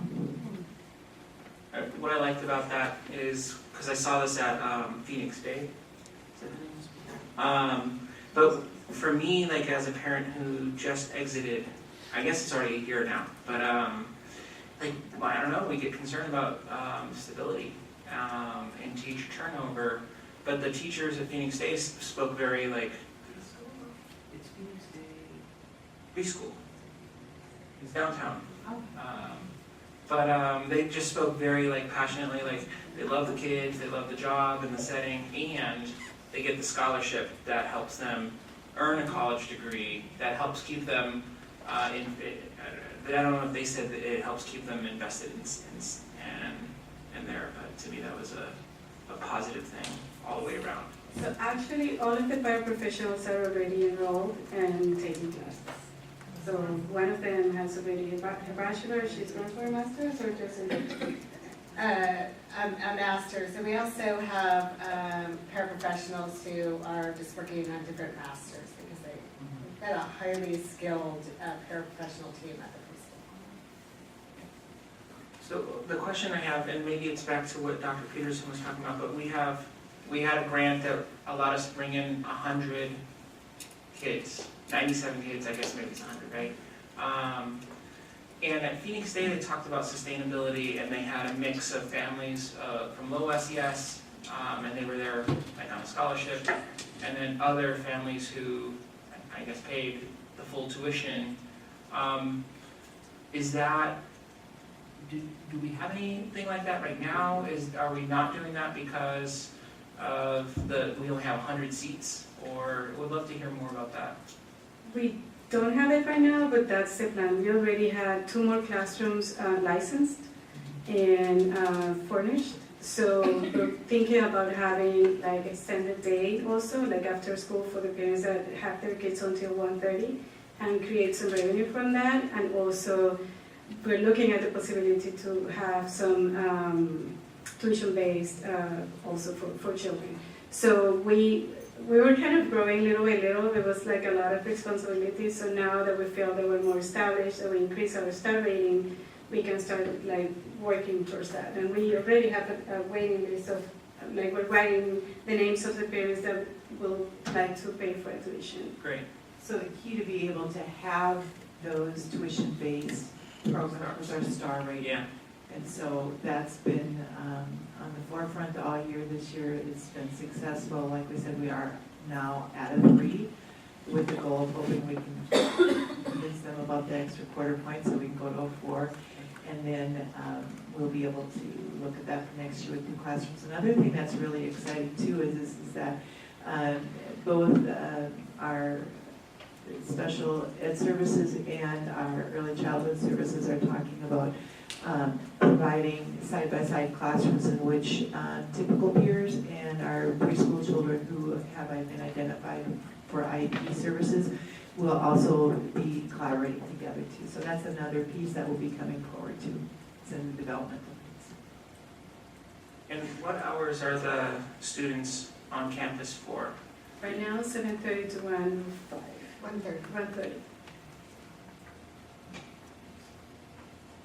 Thank you so much. I loved, first of all, your colleague spoke volumes about you and how you've been able, both of you, to put this program together. And just looking at the scenes too, where you're doing professional development and the teachers getting down on the floor and stuff like that. It just seems like, I know that when I visited there last year, I just felt like, it's like herding cats sometimes, preschoolers, but I felt a sense of calm and just joy, so thank you so much for all the work that you put into that campus. I have one more question. Do you guys have plans to put the video online anywhere? I mean, you could use that as advertising. Yeah, we talked about it. Yeah.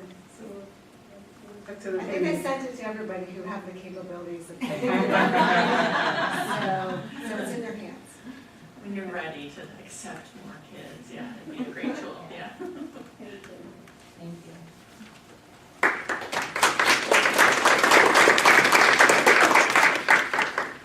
Okay, now we're going to talk about ASU research findings on teacher retention. Good evening, Madam President, Governing Board, and Cabinet. It is my pleasure to invite Dr. Vaghi to the podium to share his research that he conducted through ASU under the sponsorship of Dr. David Garcia, and really looking at issues very, very close to all of our hearts of teacher retention. And a little bit about Dr. Vaghi. Not only is he a community member who tried to walk to our meeting this evening but went to the wrong place, but Ubered it here. He received his credentials and a brand new, soon to be in 4.5 years, Creighton student, and all in about the same week. So welcome, Robert. Yeah, I was going to say. Well, thank you, first of all, for having me. As Dr. Lugo mentioned, I live right down the street from the district office, and I'm actually districted for Loma Linda. So, but I also wanted to say that, prior to my life, as now a doctor, I suppose, I was a teacher for 6 years with some students who had a lot of needs that I think often, that folks might not always understand the full depths of it. I know that Creighton is doing incredible things to serve its students, not just its students, but its families and the communities here. So whenever I get a chance to sort of connect my world of research to folks who are helping kids, it's a real honor, particularly when it's in my neighborhood. So, as Dr. Lugo mentioned, the data I'm going to present tonight were actually from my dissertation. And also she mentioned David Garcia is my advisor. Many of you know David is a strong advocate for education here in the state, and he would have been here tonight had he not been running for governor. So that's a new bid for him. So he's quite busy. But just a bit of background, the study itself, what my dissertation dealt with specifically was how we compare teachers with principals in such a way that they're more likely to stay at their schools. That being said, I worked with district leadership to come up with several items to include in the surveys that would also give you and others some insight into how teachers might be better retained under different circumstances. So I'll be presenting both of those tonight.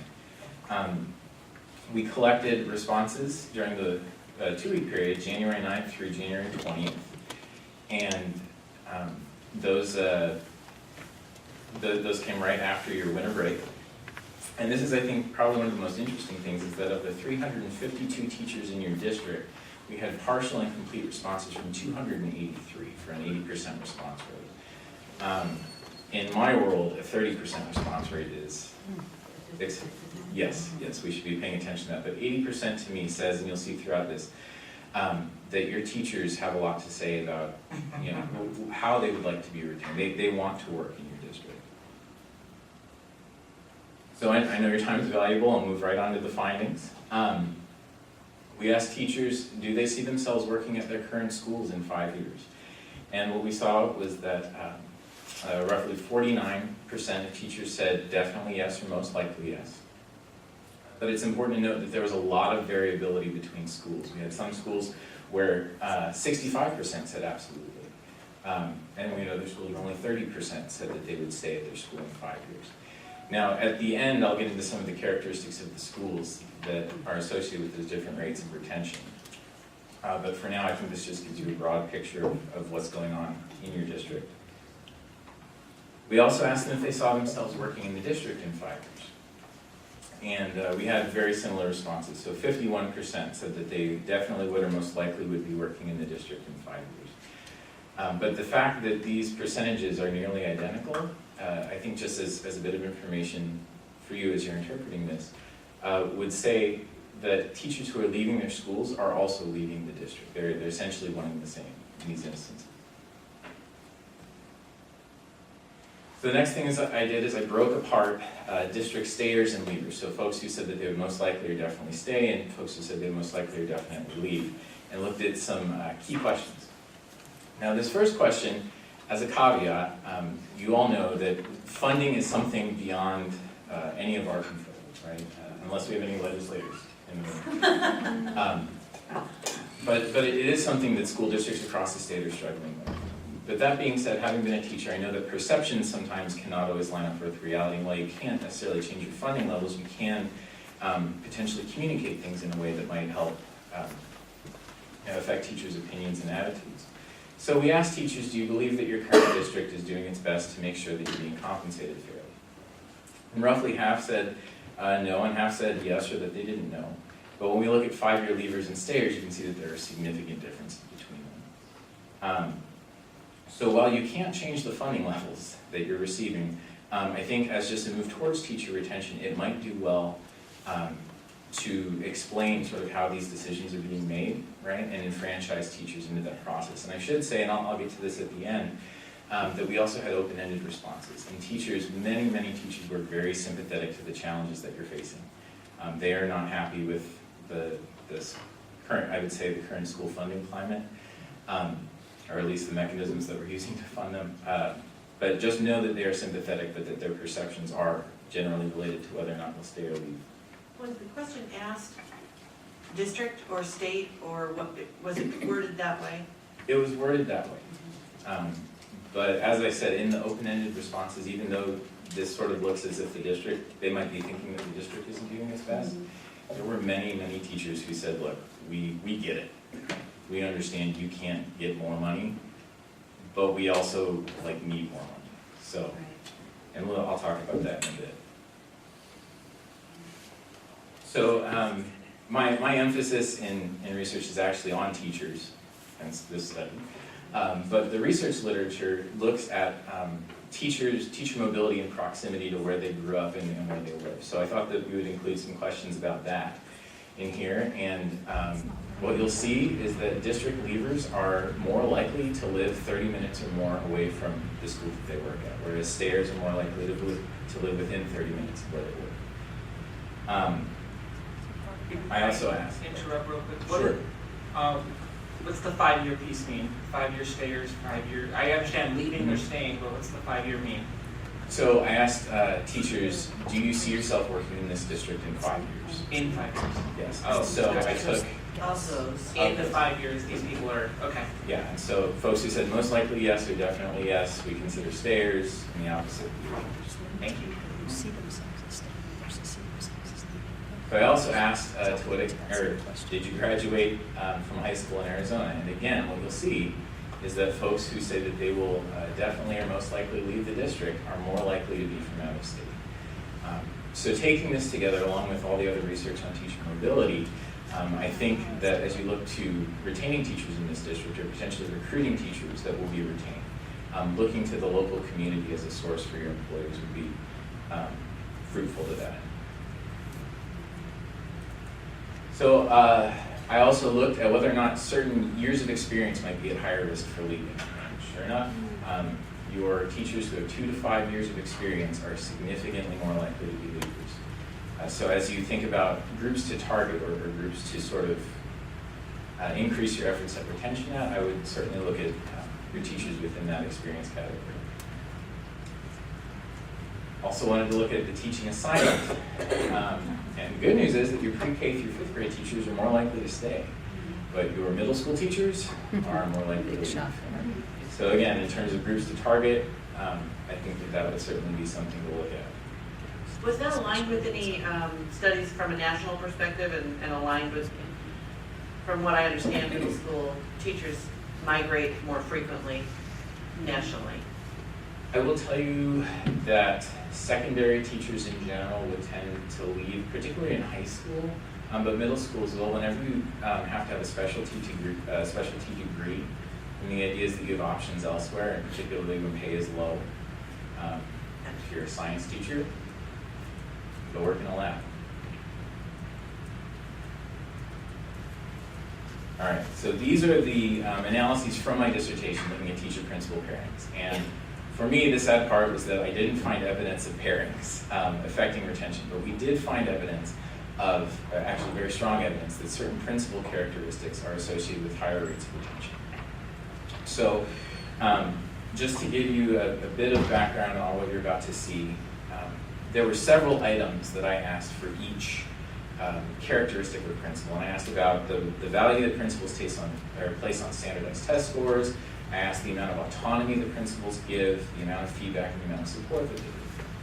And from all of those items, I took the school level average as sort of a representative value for what the principal might be doing in their schools. So what I do then is I take one question from those scales and I present the school level responses from a high turnover school, so where about 25 to 35% of teachers said they'd leave next year, and a low turnover school, where about 5 to 15% of teachers said that they would be leaving in the next year. And I'll also say that above average principals have this sort of effect on teachers. When I say that, I mean that principals one standard deviation above the mean. If you went to a statistics class, you know that that means they're in the 84th percentile. And I compare them to an average principal, which would be in the 49th percentile. So the strongest effect was with autonomy. So teachers who work for principals who provide above average amounts of autonomy are 36% less likely to say that they're going to leave their schools. And so if you look at the comparison between schools, you'll see that when teachers respond to the question, my principal gives teachers a great deal of freedom and choice in deciding how to do their jobs. At the high retention school, 100% of teachers say strongly agree to agree, whereas that distribution is skewed much more towards the right for the high turnovers. We also see that principals that give more feedback are more likely to have teachers that stay at their schools. So again, an above average principal has teachers that are 30% less likely to leave their schools than an average principal on this thing. And as you'll see the questions, is my principal shares ideas with me about how I can improve my teaching. At the high retention school, we have almost 80% saying that they agree. Finally, support, which interestingly had the lowest effect, but still a strong effect. And what we see is that teachers who work for principals with an above average amount of support are 25% less likely to leave their schools in 5 years. And again, you'll see sort of a mirror image of the responses within the higher retention and high turnover schools. Finally, and this is actually the part that I think is most exciting, I included an open-ended question at the end of the survey. And I just said, as you think to the future of your career, what can the district do to retain you? And of the teachers who started the survey, 79% answered that question. So as a bit of background on survey research, the rule number one of survey research is no one wants to take your survey. Rule number two is that you want to put the questions that take the most time and energy at the end, because if you put them at the front, that's when people are going to quit. So we put this question at the end thinking if we put it first, then we might lose everyone. 79% of people who started it got to the end and took the time to fill it out, which again says you have teachers that really care about this issue. I didn't put any quotes here because I wanted to protect anonymity, but here are your common themes. So higher salaries, that was across the board, but again, You have a lot of teachers that are sympathetic to the fact that you can't control that, but to the extent that they can go find work somewhere else that will pay them more, they were very vocal about the fact that they will pursue that work. We also had several comments about shorter school days. Teachers were very concerned that their work was taking away from their work-life balance significantly. And tied to that, teachers had asked for fewer non-instructional obligations. So essentially the theme of these two is that teachers were very stressed because they were feeling like their lives were being crowded out by work. And the last set of responses that I think is worth noting is that there were several teachers that asked for more support with student behavior. With that, I'll take any questions. Yeah. Dr. Vaggie? Foggy, yeah, like I tell my kids it's like froggy. Dr. Vaggie, can you go back to the statement you made that you did not find a relationship with the pairing? Sure. Like, can you explain what that means? Sure. So this gets a little bit into the land of statistics, but I also recruited Phoenix Elementary to work with this part of the study. And on my end it was great because I had 22 schools, but on my end it was also not great because 22 schools doesn't give you a lot of variability, right? And especially because we're taking school level averages, the scores kind of get clumped up. So from a statistics standpoint, there might just not have been enough observations, or there might not have been enough variability in the schools themselves to detect it. So I wouldn't say that they don't exist. I would just say I didn't see them. Thank you. Sure. Any other questions? I just wanted to go back to the very last slide. Yeah, that one. Yeah. And great. I mean, this is something I kind of knew all along, and I've been a teacher myself too. But it's nice that 79% actually got to this, and this is what you found. I don't know. I think it's something. Every one of the 4 points is something we should probably consider and look at strongly. And I mean, of course, number 1 is something we say we can't do anything about, but I think number 2 and 3 and 4 are things that we can work on. Thank you so much. For your work. And just to comment on that, reading all of the comments, because I did read through all of them, they're about 40 pages. There are a lot of comments. Many of them, like, truly brilliant. You have some incredible teachers here. The overarching theme related to that, I would say, was stress. Because the teachers were just feeling like there was too much to know.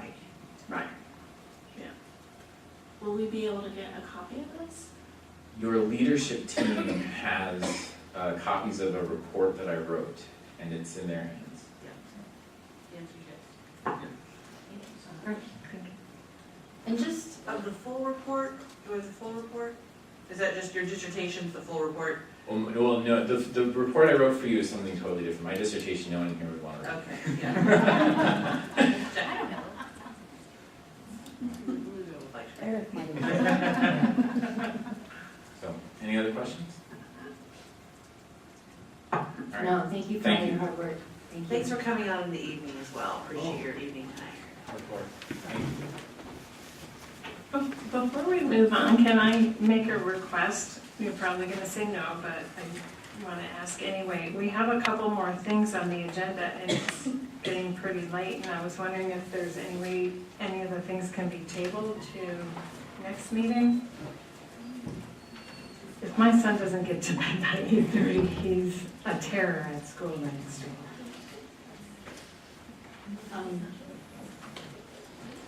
Are you saying that you'll need to be leaving here? I'm just asking if there's any way we can, anything we can table maybe?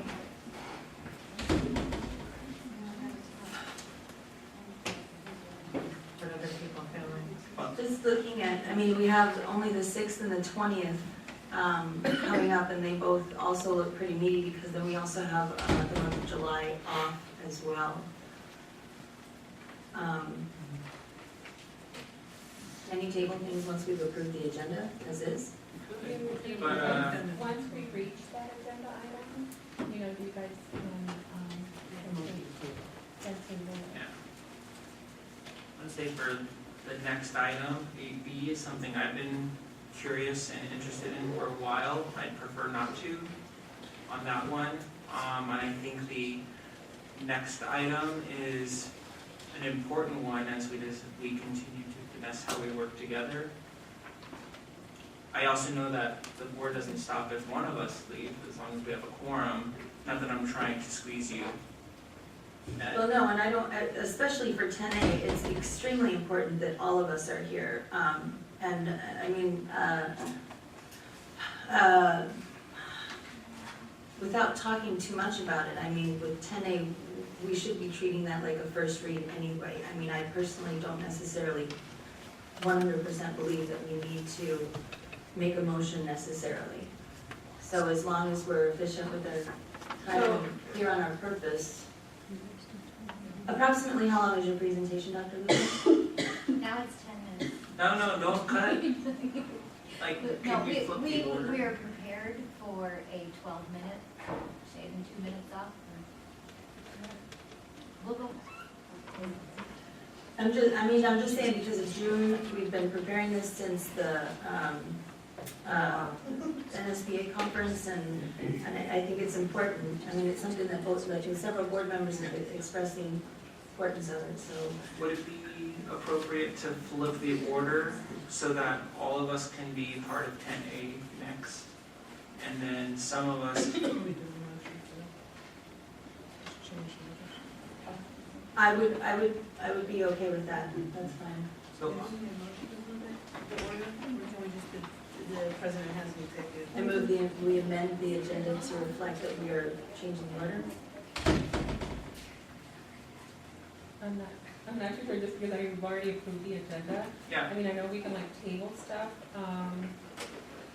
I don't think there would be a problem with us amending it. I moved that we table.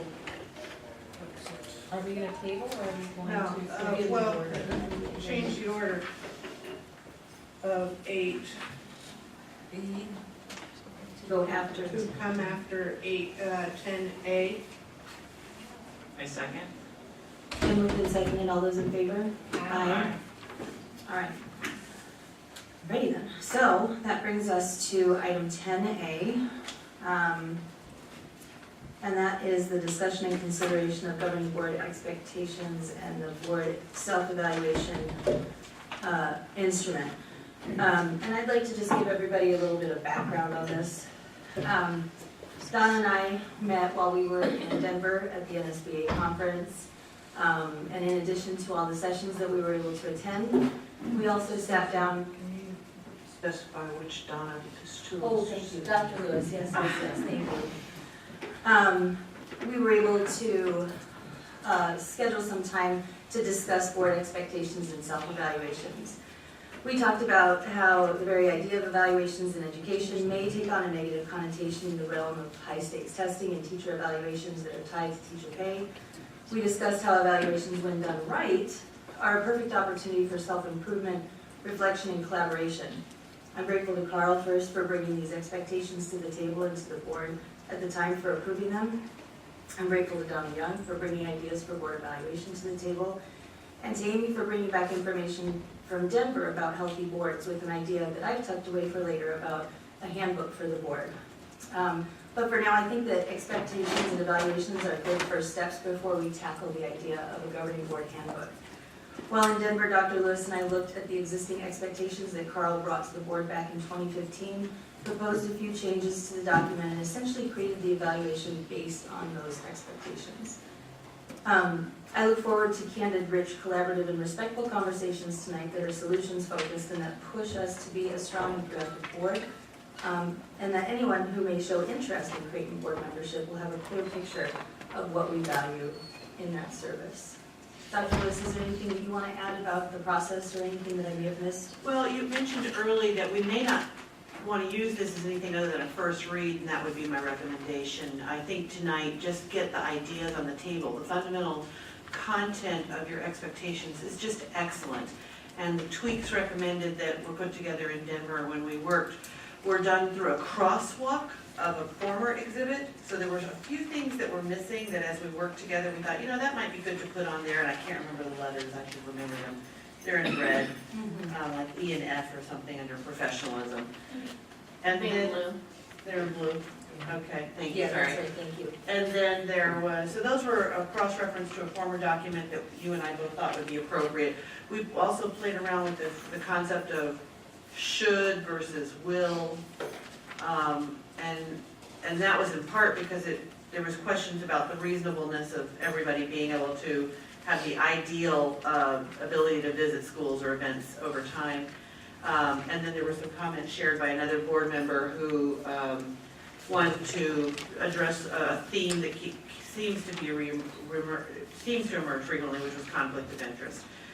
So those were the content shifts that were brought to bear. So my recommendation would be that the board chime in, in a round robin way about its take on where the draft is currently, and then perhaps direct Ms. Castine and I to either modify it again, or we can move forward on it for a second read for the June meeting, and with intentions to move forward. If that's okay with the board, that would be my recommendation. With that, on expectation number one,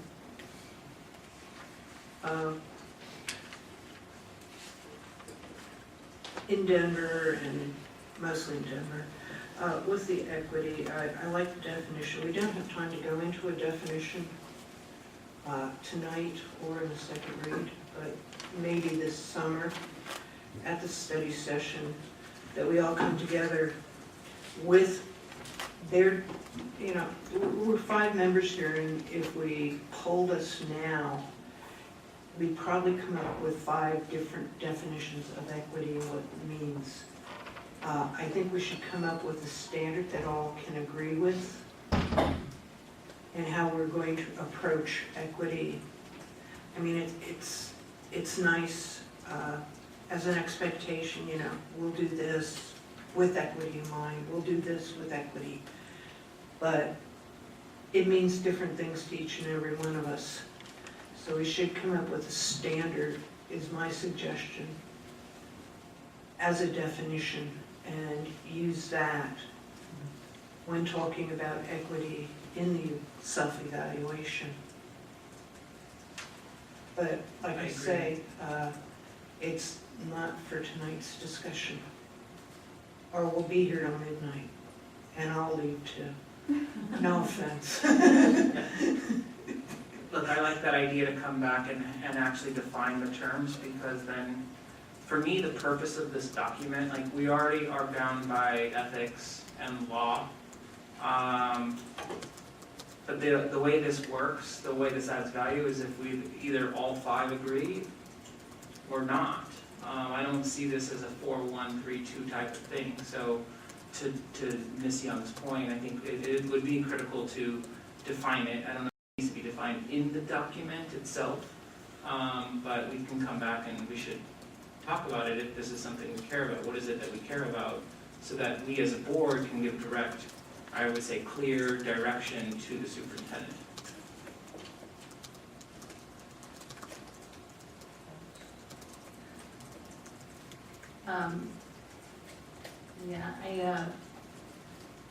Whenever I think of equity, I think of that graphic, with the 3 boxes and the people who are different heights. And looking at, from my Wested days, the Longman definition, because Longman Dictionary, in my opinion, is really clear, and it's really great for English language learners as well. So they're pretty simple, and you don't have to look up another word to understand. But it says a situation in which all people are treated equally and no one has an unfair advantage. So it's not just about being equal, it's also about fairness, and that, nobody should have an advantage. Just to throw that out there. Can I ask some questions here on some other items here? Yes. The under 2 F and G that are in like that light blue. Yeah, expectation 2F. What does this mean that the board clearly interprets its position on controversial matters? pertaining to the district, like, does that mean like when there is an issue, we have a vote?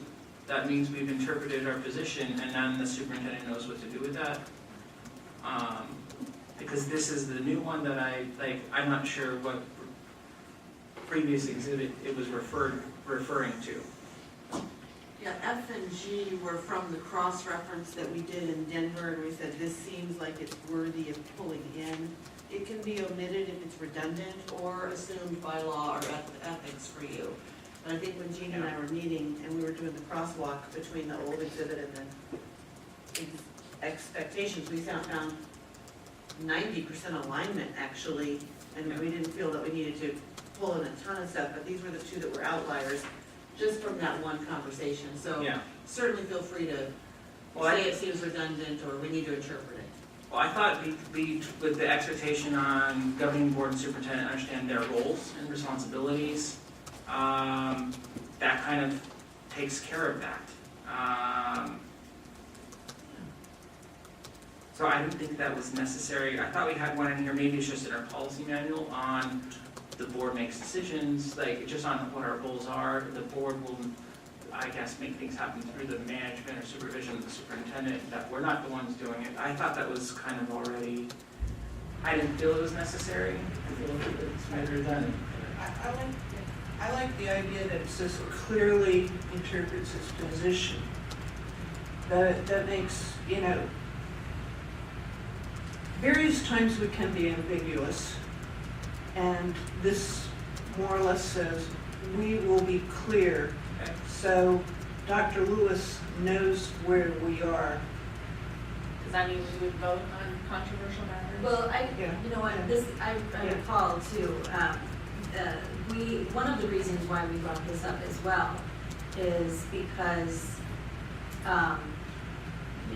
after a controversial vote takes place, we felt that it was, because we were looking at this as, if somebody goes to our website thinking, I might want to be on a school board, or I'm retired now and that seems like the way to fill my Tuesdays, every other Tuesday, or whatever, you know what I mean?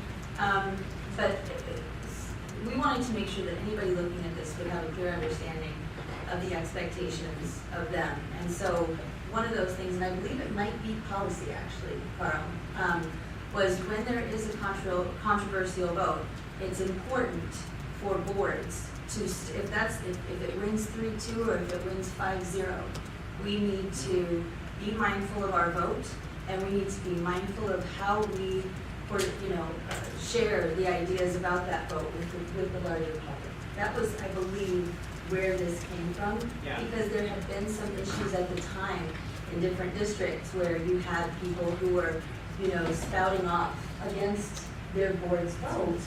And so that was one of the things that we felt too, because the whole purpose of this is to strengthen us as a board so that we can do better work for the district. And so part of that means presenting a united front, even though we might have a very hairy and ugly vote. You know what I mean? So that's where that really came from, as I recall.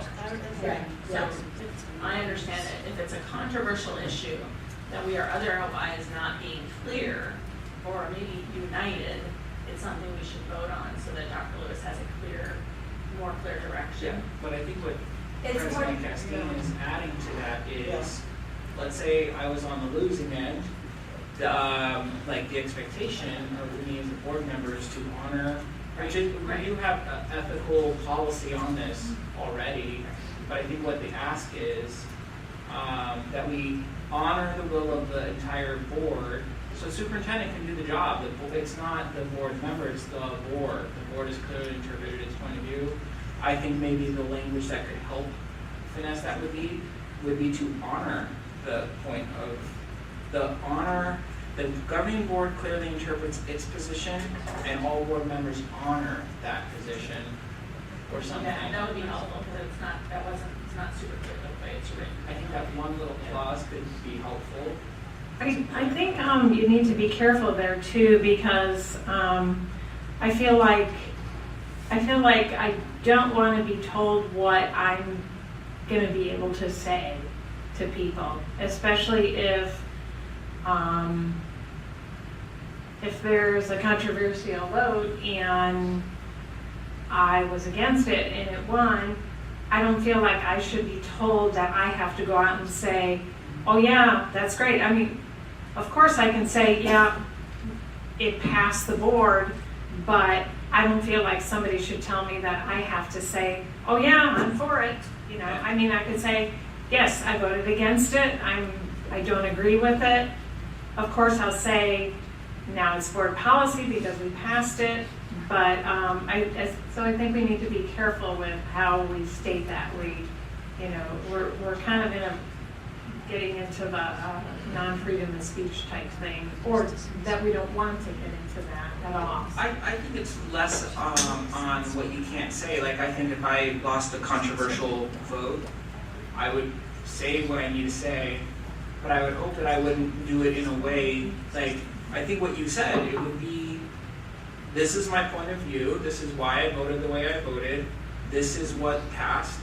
I'm not now gonna like monkey around for 9 more months trying to sabotage the will of the board, because the board already, number one, we already have policy on this, where we're not gonna bring it to a board item, board agenda item every 2 weeks, every 4 weeks, even every 3 months. So I think it's less on the language, but more about honoring the position.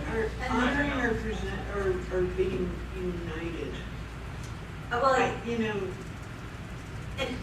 I think being united though also stifles creativity. Like, everything is about consent, and we can't disagree. We don't get the best ideas. So I'm not about being united on the decision.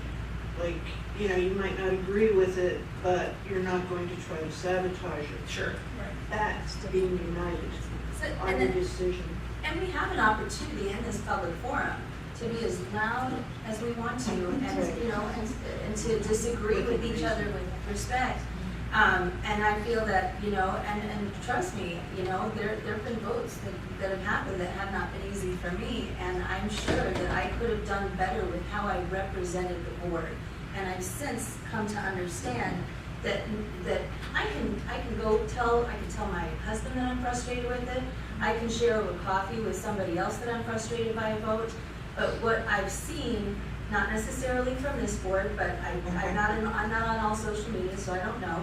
But I know that in other districts, and there's one that comes to mind specifically where not only were the board meetings dysfunctional and people were recording it, that's a terrible reflection on that board. But then, after controversial votes, members of that board were screaming off their social media mountaintops. And I just, for me, I don't have, and so that takes you into G as well, in a confidential and professional manner. If I lose a vote, then my next step should be, yes, I can communicate that with people through conversations. I can organize if I want to try to figure out how to get the vote to go the way that I want to the next time. And if I'm really frustrated, I have every opportunity in the world to talk to my superintendent about it and to say to her, look, this really bothered me, and I need to figure out how to move forward and either get past it or figure out how we change it the way that I want to be. But instead of those kind of, I'm just going to stomp my feet and be mad situations, like I said, like I've seen on other boards, I want us to just always kind of maintain that level of professionalism that sets a standard. Because again, this document is for people who may want to be on our board, and it tells them, I hope in a clear way, that at the end of the day, we are a board, and regardless of the decisions that I might disagree with going forward on an initiative that we voted for in the district, I'm not going to, I would certainly never be at a board meeting and say, oh, well, here's that stupid idea that we paid whatever money for, go ahead, come on up. That's not how we should roll. Yeah. And that goes for all of our, especially the public conversations, And like I said, if I felt strongly about something enough that I wanted to maybe organize individuals to get behind me so we can create the change that we want to see, that's productive. That's living in the solution. But if you're just running around and complaining about things, you're living in the problem. Yeah, this is all couched under, just to be clear, this isn't a long list of things, it's actually 4 expectations, and these will be kind of sub-bullets, right? This is all about, this one in particular, operating effectively with professionalism and respect. So Jeannie, I don't know what you're talking about your behavior, because I feel like you've actually been a real model for professionalism and respect on a number of issues. So you can beat yourself up. On the last one, expectation number 4, the only, and you know, all the bullets or the bold, each expectation I think are great, and I agree with wholeheartedly.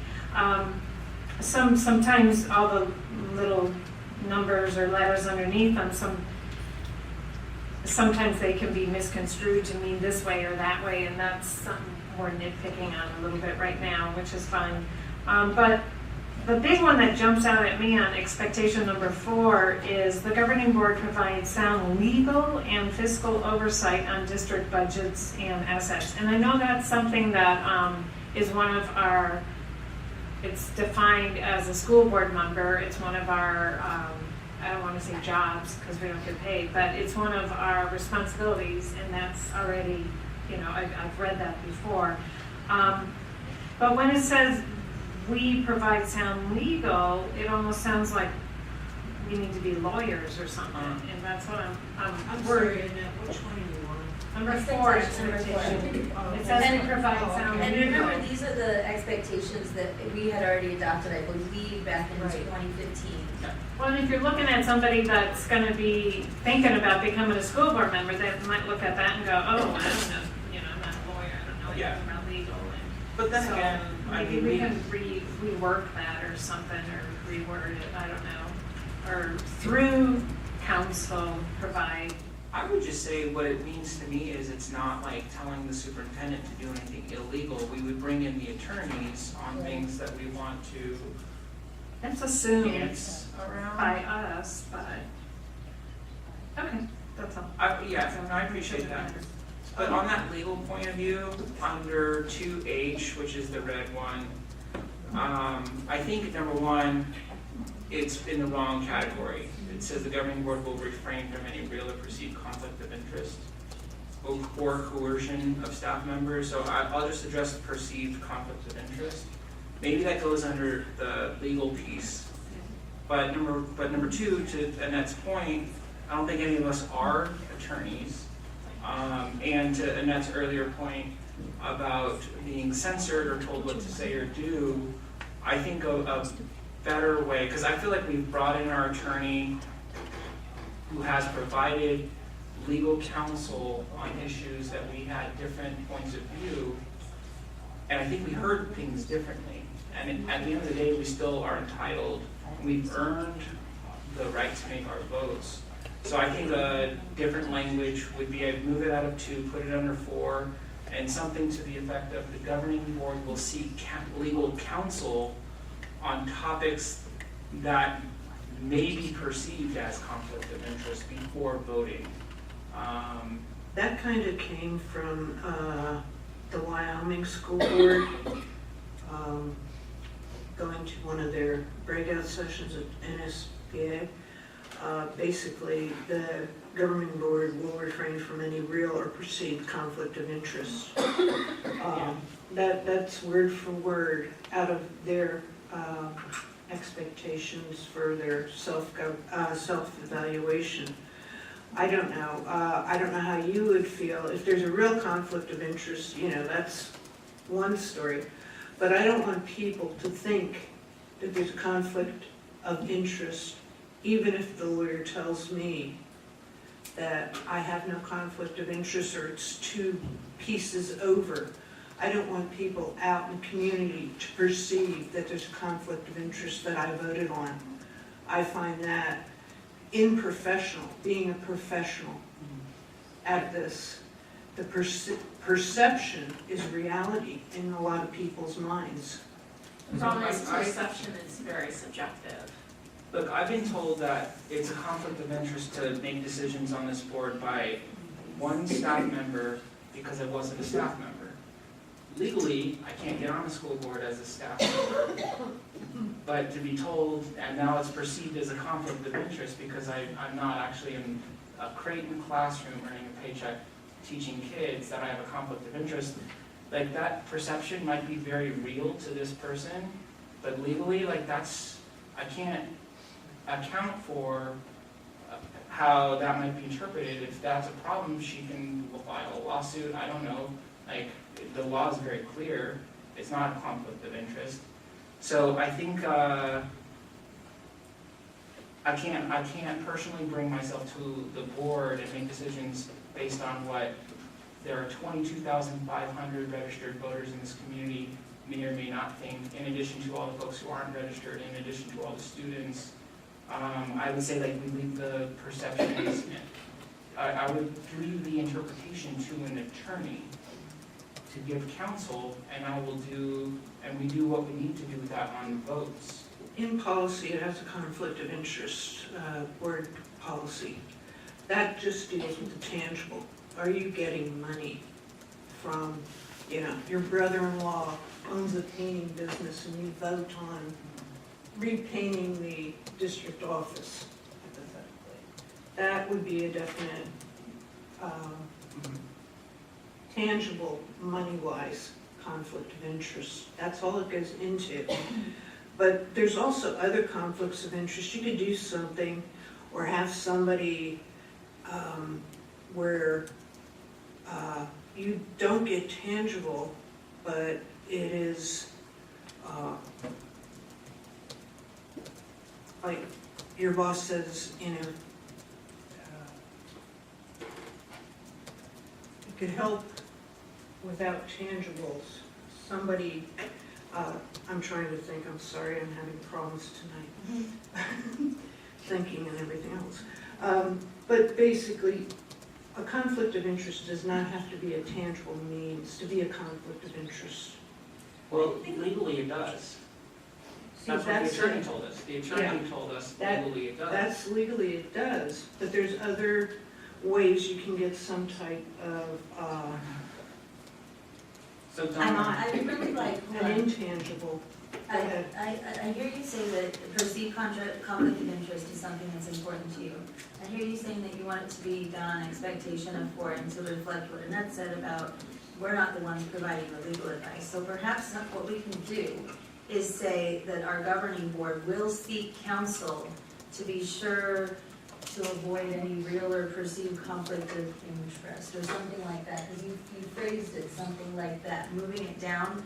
You still get, because what we're doing is really then just seeking counsel, and we're not trying to define whatever the conflict of interest is. We're leaving it to her to be able to do that. So that could be a way that we have a win-win here to keep the language that you want. I don't like the word perceived in there because it's subjective and I don't people know. can pick it anytime they want. I can list 10 right now that I could say everybody is involved with perceived based on this. It's really easy to do. Yeah, I used to work in Creighton. People might be like, oh, you shouldn't be on board then, And I've heard it like, hey, you're a parent, you have a conflict of interest. Right. Like, and if anything, I would hope you would tell me I'm only making decisions for my student. But that to me is, sorry, like, that might be your wrong perception, but I'm here for all students. I think I agree with Amy. I think you're taking it to the nth degree. No, I think I agree because you just can't please everybody, and No, it's really. but there's some perceived that are, in your face. And I think we want the best school district, we want the best students. We should have the highest standards for this board. Well, and if we get legal counsel, that's a high standard, right there.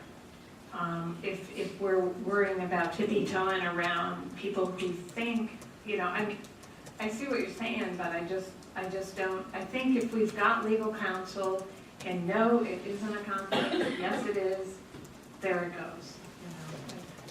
Because she could say, yes, it could be perceived as a conflict, then what do you do?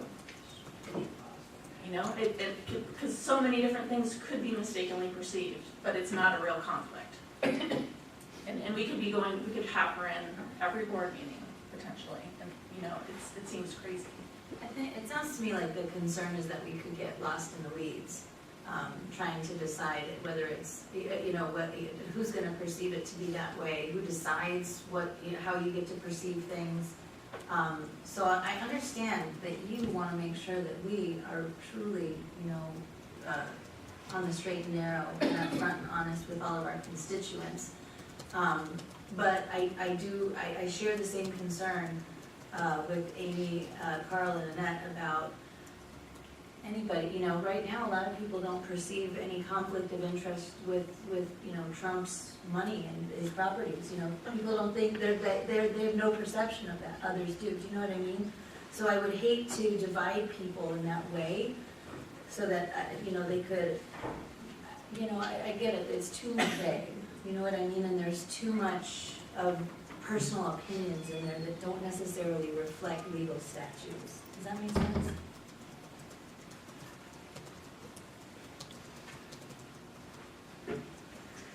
Do you want me to summarize so far what I've heard, or you want to keep commenting on some of the other aspects? I want to make sure that you're respected, Jen, Yeah. so. No, Well, it looks like Ms. Sexton Reeves is going to be leaving, and to be honest, I don't think that we should, I think that now, at this point, we should table this, because I do want it to be something that. Can I make one last comment? I just didn't get to, the shoulds, I think, should stay to wills. If we want to be the best, like striving for the best, let's not go backwards. I mean, come on, that seems like that's something to strive for, is visiting. Everyone seems to be able to clear their calendar to go to conferences. I mean, 4 out of 5 of us were able to do that.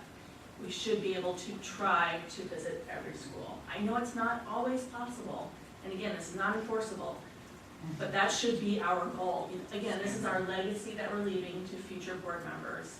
So I think I learn so much every time I go to a school. I think it would be insulting to our district to say we can't strive to do those things. So that's just my comment. Everyone can think about it. We don't have to make a decision.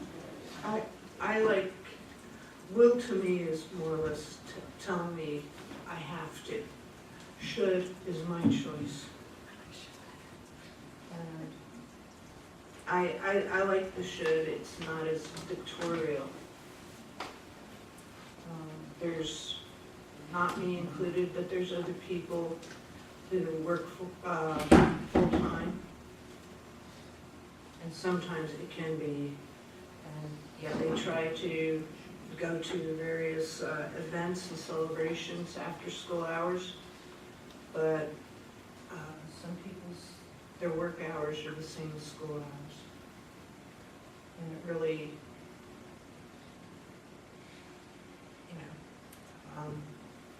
I think it should be up to the individual to try to make it. I totally disagree. So it's offensive to me to change it back to where we were, when somehow we can clear our schedules to go to conferences. And I would like to put something in here about attending board meetings and study sessions and executive sessions. I think those are more important than conferences. Can we table this? I move to table 10A. When would you like to bring it up? Probably August. Madam President, before you tabling work, I'm going to go ahead and assume some direction here based on the conversations for some tweaking. And if it's all right with you, I'll take the liberty of moving H down to under 4. I think I heard a group sense that would be a direction to consider a draft on, and that the possible modification might be the governing board should seek legal counsel on issues that may be a conflict of interest, and may be a conflict of interest infers the perceived. Yes. Okay. And then, I feel like that covers both. okay. What about the word coercion of staff to be? Omit it. It seems. It's out of place. How about influencing? What do you mean by that then? I think we already have other expectations of Professionalism? Yeah, and that when we make our decision, we give direction, the superintendent does it. Anything outside of that is out of bounds. Okay. Micromanaging. Yeah, or in,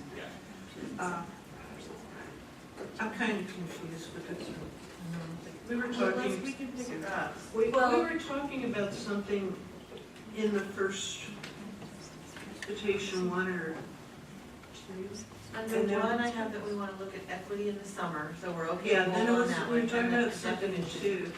And then under two, F and G, as you discussed it, seemed to settle with everyone, then leave that one. with F and G. Yeah. That's the sense I had for the current draft. Yeah, F. I hear it tilting on the should versus the will, so we'll keep that one in the dialogue. That's all I have. Did I miss one? I'm glad you added the F one, to be honest, like I didn't, know we talked about that. But we were gonna revert them a little bit, right? Not leave it exactly as it was. I would just maybe add and honor. Something in there about honoring the will of the board. Under F, Hilda and I are whispering. Okay. And honor. So. Because like if we ever have those situations, we can say, hey, here's the expectation, let's put it up to a vote, and give clear direction, and we put it to rest. Sure. It's about the evaluation. We're supposed to do this once a year. That's in policy. And basically, were we planning on discussing this more at study session or getting a second read and then doing the evaluation at study session? That is what I'm wondering. We already have an evaluation tool. It's pretty standard, it's put out by ASBA. So we wanted to, make sure that our expectations and ASBA's evaluation tool were more closely aligned. And so that's essentially what Donna and I tried to do. So we can definitely use the old tool. It's there for us at any time. I do like this tool. I'm just Yeah. wondering what are the plans? Were we going to do a second reading next, more or less an approval, and then do a Then that would be our- self-evaluation in August at the study session, or? Because the language on that, as I recall, was also really vague. It was like, the board may or should do it between this 4 months of dates, or something very Yeah. strange like that. So, Once a year. yeah, it's And like. there's no school board police per Jennifer. Right, so if we don't have this complete and we haven't been able to approve it as a board, we can continue to use that other tool. We haven't done this Well, evaluation. the way that we did it, we actually did it in a different way, which we are not going to do it that way again, because it was kind of included in the superintendent's evaluation, and that's not really where that should live at all. Right. So, but the thing is, if you want to use that evaluation tool in case we don't have this one complete and approved by the board, just so we have something, we could totally do that too. Could we, since there's no date that's specified, could we, because different people have different ideas, which is great, and it's going to take a while. Can we just, I've been pushing for the self-evaluation at the study session in August, get everything hammered out. Whether, the definition of equity as a board and various other things like that, and, the little wordages here and there that some people don't like and all that. Can we do this at the study session and also have that as the first read? The next board meeting, do the second read, and then do the evaluation. That would be in September. The timeline's Will fine. this fit into our study session in August, or? Yeah. I get the feeling this self-evaluation is gonna take long once we get it matched, once we finish with our expectations. I just want to say. But they're very, like I said, we tried to I think it's a make great it so you can see how Yeah. they go together. So hopefully, once we do nail out the expectations, then this will just be a no-brainer. We'll be like, oh yeah, that's what we're doing. I move that we table 10A until the board study session in August. Maybe before I just want one more comment on it, which is to just say on the exhibit, Like if it's just the expectation, I like this format with the always, frequently, often, seldom. I like the line for our comments and the initial feedback. I think we just need one more line, which would be overall, like governing board expectation 1. Right now, it's like the governing board leads on student equity. There should just be like its own.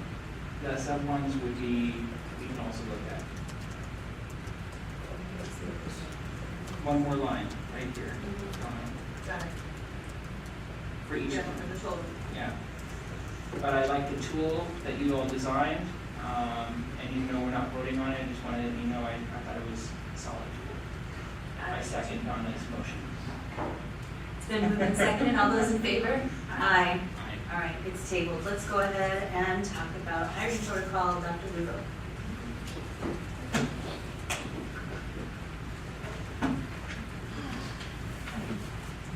One thing is school board members sometimes.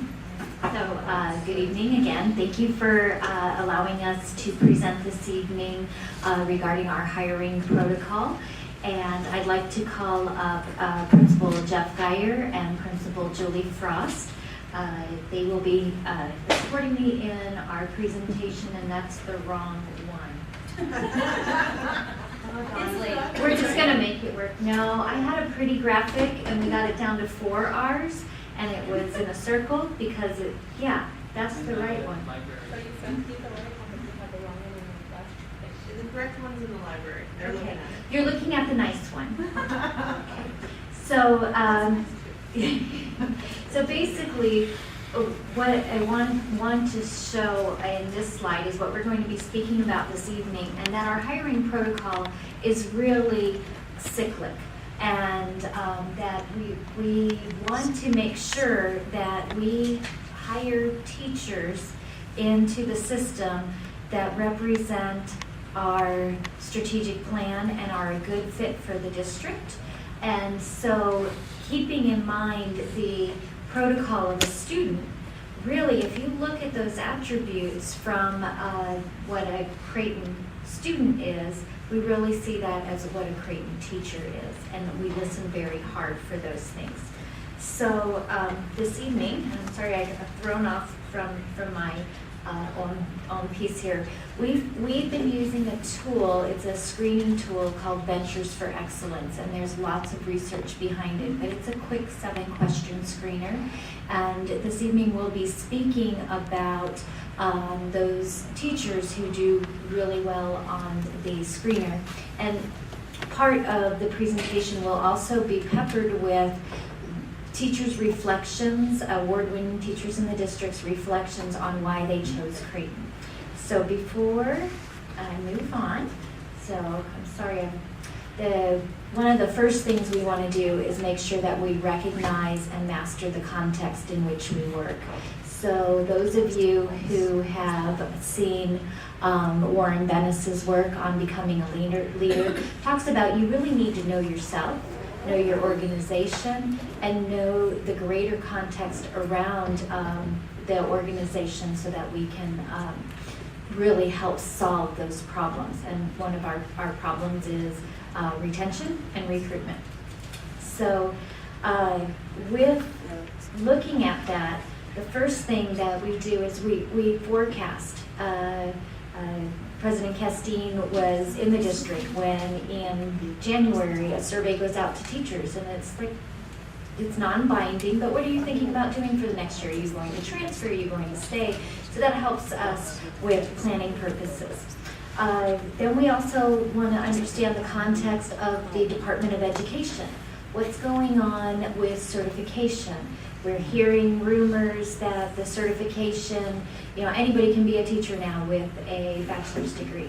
So it's important that somebody from HR goes down to the State Department on their Monday planning meetings, listens to what's going on, and I think everybody's still working on the problem, and they're working very hard together down there, trying to come to the consensus. Then looking at targeting, target, if you can see the picture of the wall behind Principal Berg, you'll see lots of stickies. Basically, that is every single certified teacher in the district, and there's different things going on who's transferring, who's staying, who's leaving, and it helps us really narrow in on where we're going.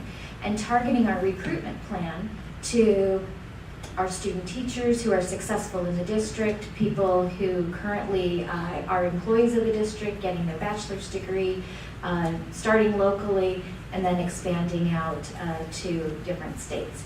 And then we have a very rigorous paper screening process. So I like my other one with the quote better. So before Mr. Geyer comes up, I would like to, oh shoot, where'd it go? It's on my thing. I'm gonna see. So one of our teachers, why he chose Creighton, and he's one of the award winners at Excellencia School, he says he started with Phoenix Teaching Fellows, and they coach at the time to say, you take the first position that's offered. So he said, well, I would have pretty much taken a job anywhere, but that's not very inspirational. And I've stayed here for 7 years. So really, I choose Creighton because at Creighton, we believe in the potential of all students. We acknowledge the challenges faced by our many students, but never use them as excuses. We approach an enormously challenging job with a determination to see that all of our students receive a high-quality education. Brandon Wojcik, hired 2010. So Mr. Geyer?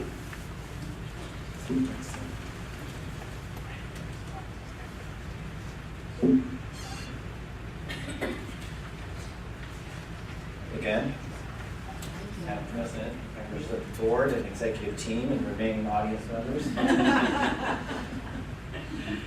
When we recruit, like Dr. Lugo said, it's a year-round process. This is not, we recruit heavily in the spring when the hiring season is upon us, but we rely on our district-wide efforts all through the year to attract the best to our district. It's everyone's job. Everyone uses word of mouth and also our established techniques to attract people to our district, but we're always on point, we're always representing our district, we always have our eyes open, our ears open for people out there who come to work in our district. Some of our best recruiters are our classified staff, the people who live here in the district or nearby, the best. They're in the grocery stores, they're in the restaurants, we're in the restaurants, and we're always talking to people, we're paid to talk. It's really about building relationships, and the relationships start with that first meeting when we talk about kids and about learning and what we see in our classrooms, and that's what starts that conversation in the positive direction and really builds that person towards being attracted to our district. We also attend a lot of in-state university hiring fairs. We go to the great Arizona Teach-In, we go out to ASU. Dr. Lugo and I have spent much time in the Prius driving back and forth across the valley, going to different teaching fairs, and we meet those graduates out there. And sometimes at those teaching fairs, we have people who are re-careering and looking for jobs in our district. That's a great way to meet people. We definitely find people who end up being teachers in our district who are interns in our schools or student teachers, and we get to watch them firsthand in the classroom. And when we interview people, and not all 9 interview rubrics are the same, the prompts are slightly different, but the trend is that we are moving away, not completely away, but we're moving away from the technical questions about pedagogy and methodologies, and we're moving towards prompts and questions that feel for fit and determine whether the person is in alignment with what our district strategic plan is, our vision, our mission. Are they on board with that? Will they fit with our staff? And if that's in place, then we're a lot closer to finding a teacher who is going to stay with us. The screener that Dr. Lugo mentioned, that has a few technical questions in there about lesson planning and preparation and about instructional techniques in the classroom. So we get that information through the whole process, but during the interview and follow-up question time, when we meet with the candidate and have them meet with some of our teachers, it's really devoted to fit. We spend time out of state. We go to the cold country. We go up to Utah, we go to Michigan, we go to Chicago, Illinois, and Ohio. And we recruited those places. We talk about how beautiful it is here. And usually when we're there in February or so, they're scraping ice off their windshields and wearing overcoats and that sort of a thing. And we're back here on the patio in shorts and a t-shirt drinking iced tea. But it's not just about that. We also present that rounded view of that we are a district that has high needs students, and we're a district that's challenged with student performance. And we don't try to play that Title I card. We don't call ourselves a Title I district. We receive Title I funding. We don't want to pander, but we also want the candidates to understand that it's definitely worthwhile. It's definitely a lifelong passion to work here, but we present that rounded view to the candidates so that they understand where they're coming to work. Can I interject? Yes? On these items, or should I wait? That's just about ready to wrap up Okay. and pass on to the next person, so it's a good time to jump in. Yeah, so, a couple comments, right? I think you said 9 rubrics. So does each principal have a different rubric for what they're looking for? Yeah, they're very similar, but they are not all exactly the same. Great. We develop the rubrics with our site leadership team and select teachers. Cool. The comment about trying to paint the picture of who the Creighton District is and who our students are and what our mission is. What does that look like? Is that mostly just a conversation? Is there an exercise that the applicants go through? How are we making sure that they get it? Especially if you're in Michigan and it's cold and we're talking about how hot it is, do they actually know what 120 feels like in the summer? Yeah, I'm just curious, what are we doing to check for understanding? Well, for the climate, I would say more on all of the fit things. we use district literature to help guide our discussions, and we have copies of our current vision and mission, our guiding beliefs, and our strategic plan, and we talk about that a lot. So keeping our materials up to date so that we have those handouts to use as our talking points with the candidates, that's how we do it. When we're talking about that, we're talking about climate, we just Yeah. turn the heat all the way up. It's a dry heat, that's all you have to say. Yeah. Okay, here's a comment, and then I'm sure I have another question, but you said moving away from some of the technical, Not completely, but yeah, but maybe we need to revisit that if we're changing certification, because not all the applicants would have received pedagogy and the same things that our current certified teachers go through. we still, like I said, we still screen for that information, and some of the interview questions are devoted to more of the technical side, but I think there's a shift towards more of the fit. So there's a mix there. We get the information that we need from the candidate, and I think that there was a time there where we might not have been getting the fit and the alignment to our vision and mission. We weren't getting that information enough, and we had somebody who might be technically qualified but might not be in alignment with our philosophy as a district. Okay, so this is maybe a Dr. Lugo question, but if, we bring in 80 to 100 teachers a year, was it 80 to 100? Yes. 80 teachers to 100, 80 to 100 teachers. It's a lot of conversations, we're having conversations, we're sharing our literature. I'm curious what it looks like to evaluate once they're here.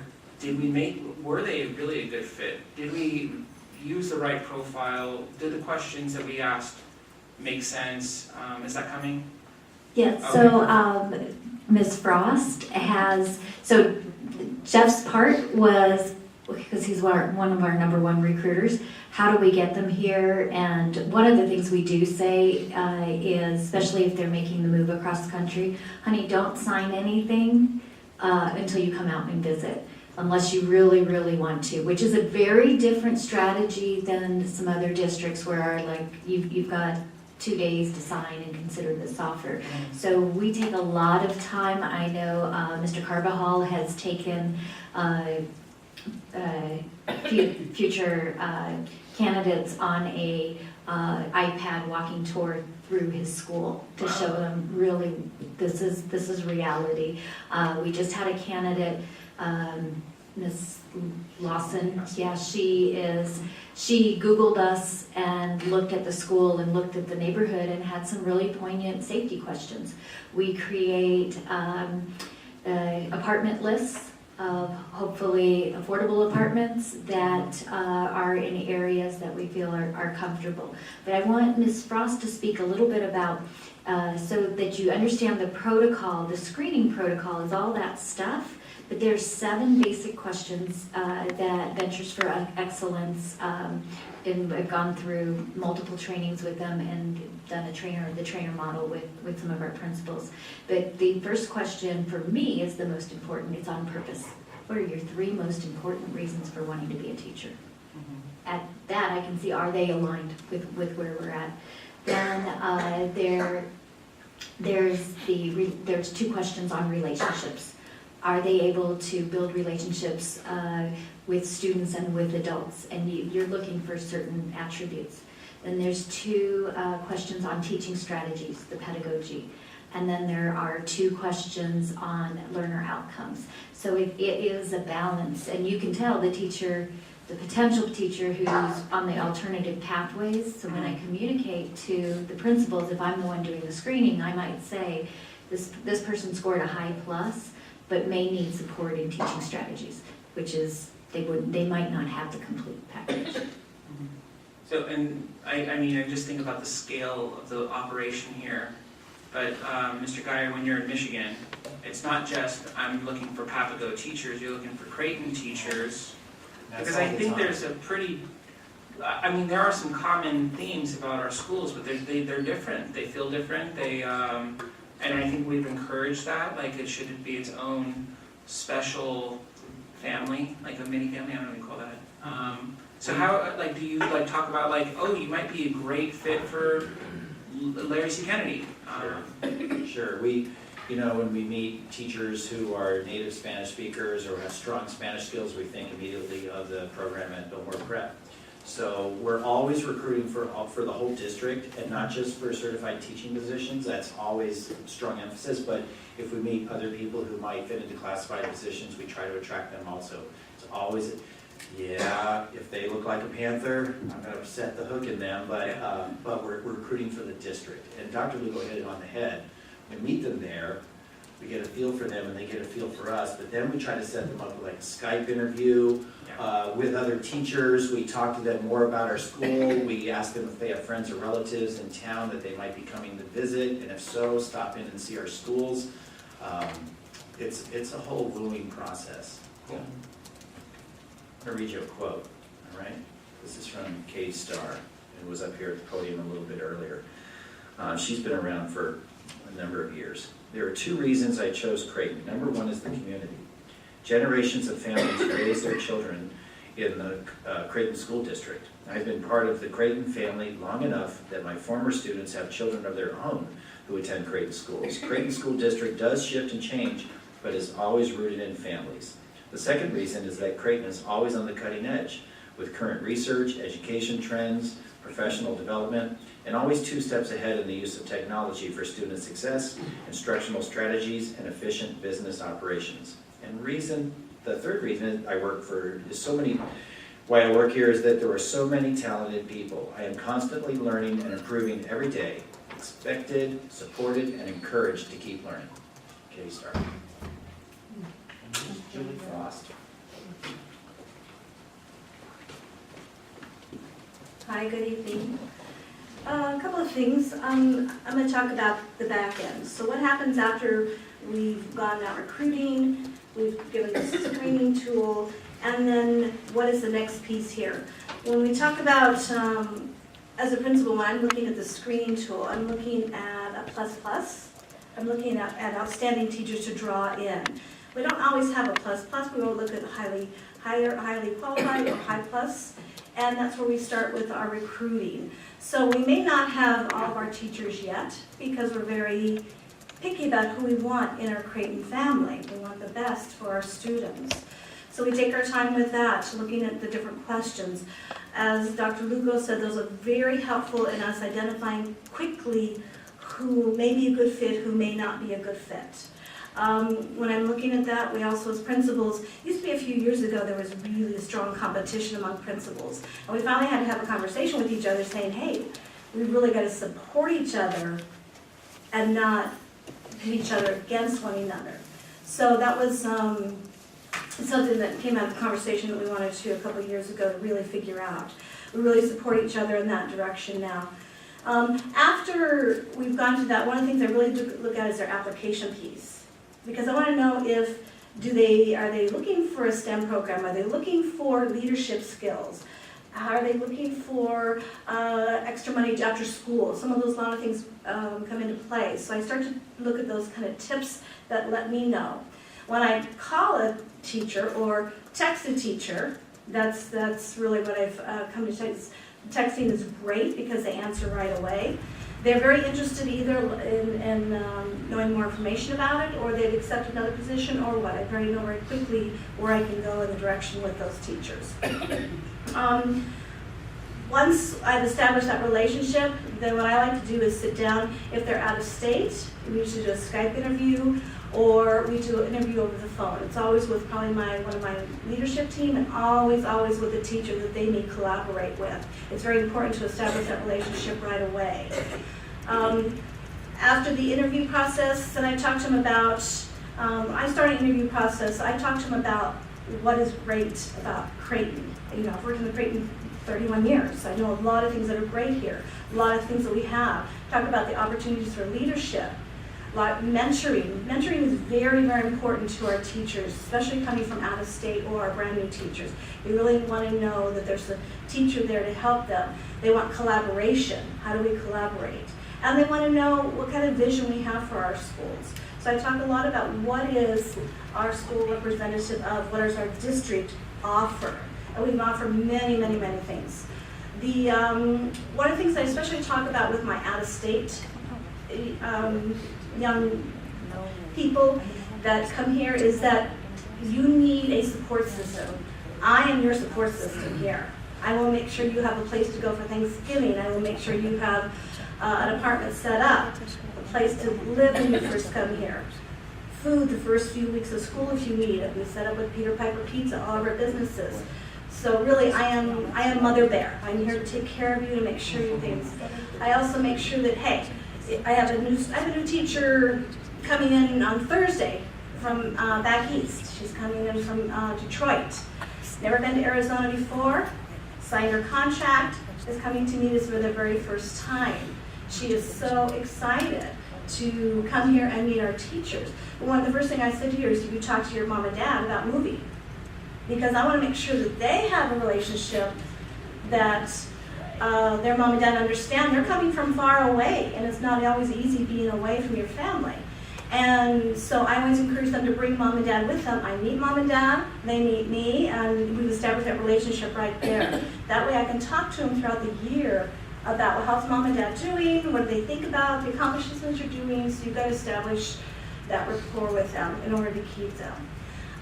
One of the things that we've done really well in is once we've got our out-of-state people here, they like to stay within our area. So I need to make sure that they have an understanding of friends they can associate right away with, either in the district as a mentor or other teachers on campus, because they need that friend. They need someone to come to. I'm also a shoulder to cry on. Things get overwhelming, they get homesick. So you need to be that shoulder to cry on. So one of the things that I thought I'll end with is a quote from one of my teachers who came, and she said, when looking for a new school district to work for, I knew I wanted one that had my core values in the center. I chose to work for Creighton School District at William T. Mackin because it's all about empowering the students, collaborating with staff, and engaging students through community involvement. After I interviewed with Julie Frost, I knew that Mackin would be my new home. And that's what we need to make them feel, is that Creighton District, not only Mackin, but all of our schools feel like home. So thank you.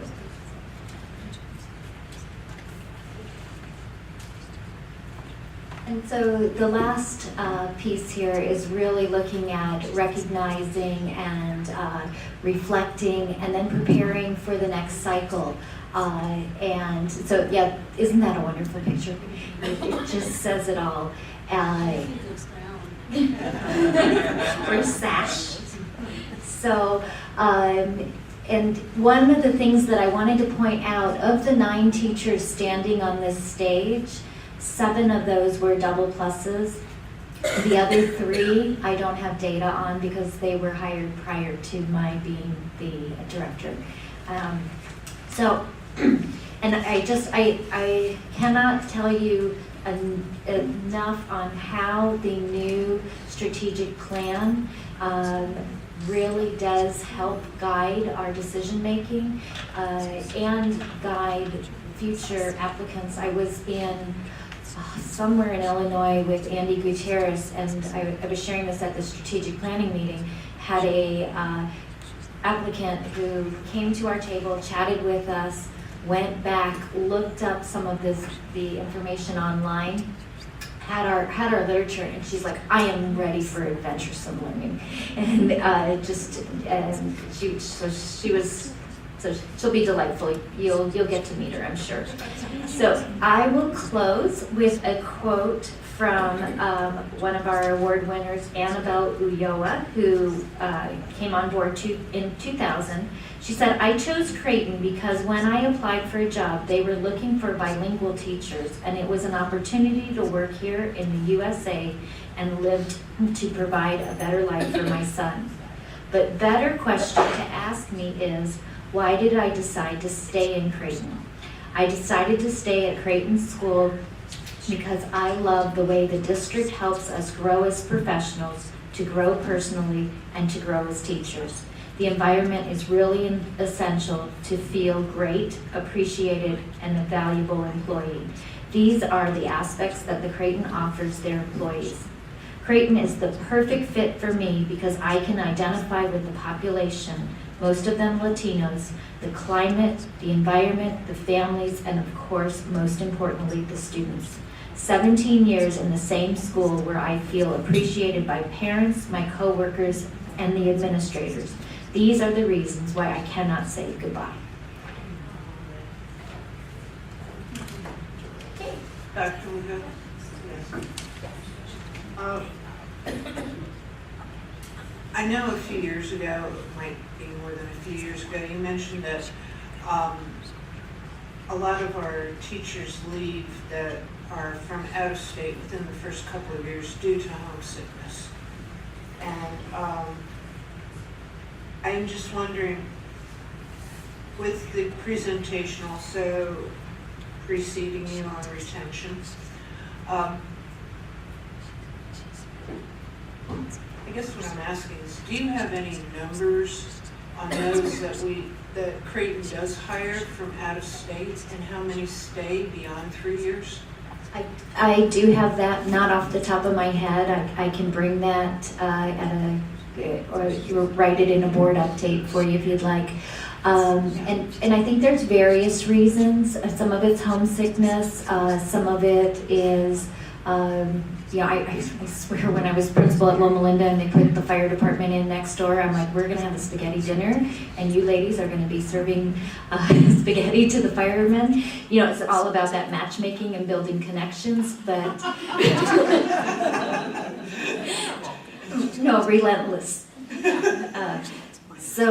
But I think there is a lot to what Dr. Vaghi has to say, and one of the next steps from that information is I've contacted ASU. They have a bachelor's program where they have students who are working on community impact internship projects, and they come out and they try to problem solve. I went to a quick solution. Let's figure out how do we do these wraparound services? How do we enculturate them? And the professor that came out was really interested in our project. And I said, but there's one thing that I will say your students may not do. They may not survey our teachers again. We have the data. We have the TEL data that's forthcoming from and we have our past years of the TEL data. We have Dr. Vaghi's study. We have exit interviews. We have stay interviews. the data's there, and we just need to, yes, we know it's time and money and money and time, and but there's some other pieces. What else can we do? So I'm really excited to see if they come up with some solutions that maybe don't cost us money and can help us move forward for retention. Sorry, I got on my high horse. Okay, the numbers would be good, like a board bulletin if possible. Sure. Thank you. I had a question about that too, and one of his last statements was, the overall comments, the open-ended comments he got were related to stress, whether, it was about money or time or whatever. What kind of stuff do we do if somebody comes, I don't know if they eventually make it to you, I'm sure they go to their principal first, but what do we have in place to help them when they're just like, I can't take this anymore? So I feel like we really accelerate as a district of having support structures and safety nets. We have mentor teachers for emotional support and, how do I book a field trip? We have the teachers on assignment who are the instructional leads on the campus, as well as the principal and the assistant principal as the leadership team. So there's a lot of listening that happens. Not always can we solve everyone's issues. We also have the Employees Assistance Program, which is free for any employee who needs some counseling, and people are taking advantage of those opportunities as well. I remember the day when I was a teacher, and I can't tell you that I never felt overwhelmed, stressed out. If you're doing the job and you're dedicated to making a difference in children's lives, it's stressful, it's overwhelming. You have to put 110% in every single day, every moment. Dr. Lugo, to get to the 100 that you hire every year, like, even if it's a one-on-one, it's still a lot of people. I'm just curious how many people are in the process. How many people do you screen? Like, how many does it take to find that one? Are we talking about like 10 to 1, 5 to 1? So in the past, I could say easily for every 100, and it's thank God it's a little bit less, I would say easily I screen 15 applicants. We are down to, and we do much more than post and pray. We do a lot of praying. And the last thing we want to do, and I'm using cliches, is hire a headache, because it's much more difficult. But in these times where you have, the kids are coming, I feel like every Monday we meet with our little HR team and we go over that board and it's like, the students are coming, let's figure it out. I would say right now, viable candidates in the high plus to plus, we're looking at 2. So it's scary right now.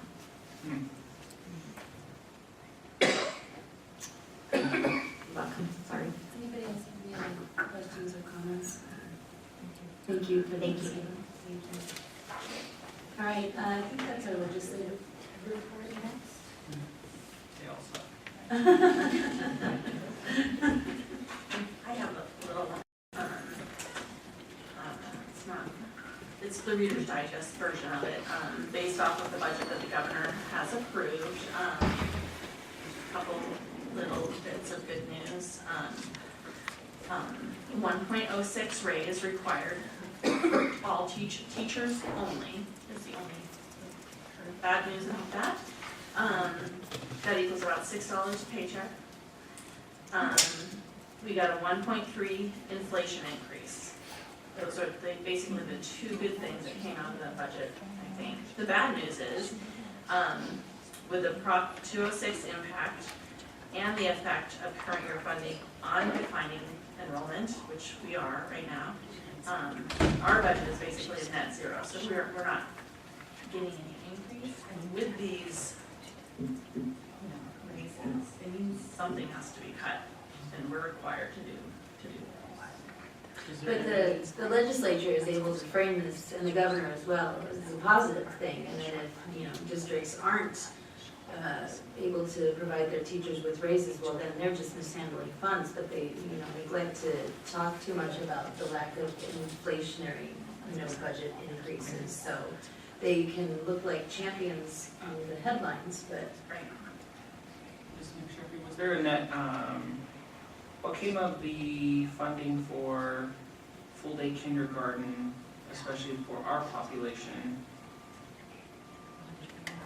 Yeah, but if I could, please. The best way to describe this is there was a shift in the priority of funding. So that was a fairly large-scale funding item that was swapped in favor of the 1.06% teacher increase. So the dollars that were dedicated to that were kind of moved over.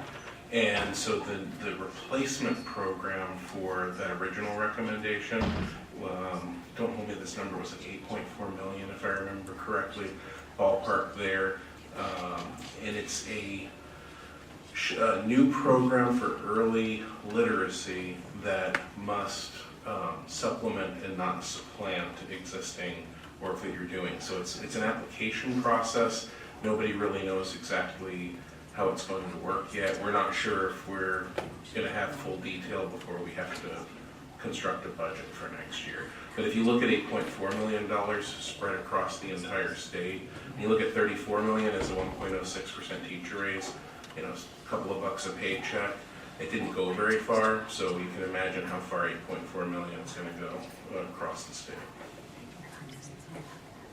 So I know Dr. Lewis and Mr. Mann have asked the Budget Advisory Committee to regroup as soon as possible, and so they'll come to us with their recommendation on this final budget. I do want to make one comment that I got the ASBA alerts, and I reached out to Kelly Butler and asked what we could do about a particular amendment that was just very bad for the budget, and I think our advocacy, those who reached out really worked because they removed it, so that's a little bit of good news. Oh, and also, there's an organization that just formed called Save Our Schools, SOS, it's different than Safeguard Our Schools, but they are a group working to put an initiative on the ballot to block the ESA bill. So contact me if you want to help get signatures. future agenda items? So based off my Gateway visit last week and the discussion about Abbott and the couple parents that spoke at the last meeting, I would love to do a middle school conversation and talk about just kind of what some things are working really well, some things I think we're doing so many different things in the district. I'd like to see kind of what exactly it is and what we can implement at schools where it's not happening, study skills, life skills, leadership skills, Cornell note-taking, and also how we can partnership with Phoenix Union on getting advanced kids into algebra, what we do about FLI kids who are moving to high school when they're hopefully advanced, how are we going to partner getting Socratic Seminar into all of our schools, and how it fits into the strategy. We can start with one. Just meeting, that's all, just meeting. Second. It's been moved and seconded, all those in favor? Aye. Meeting adjourned.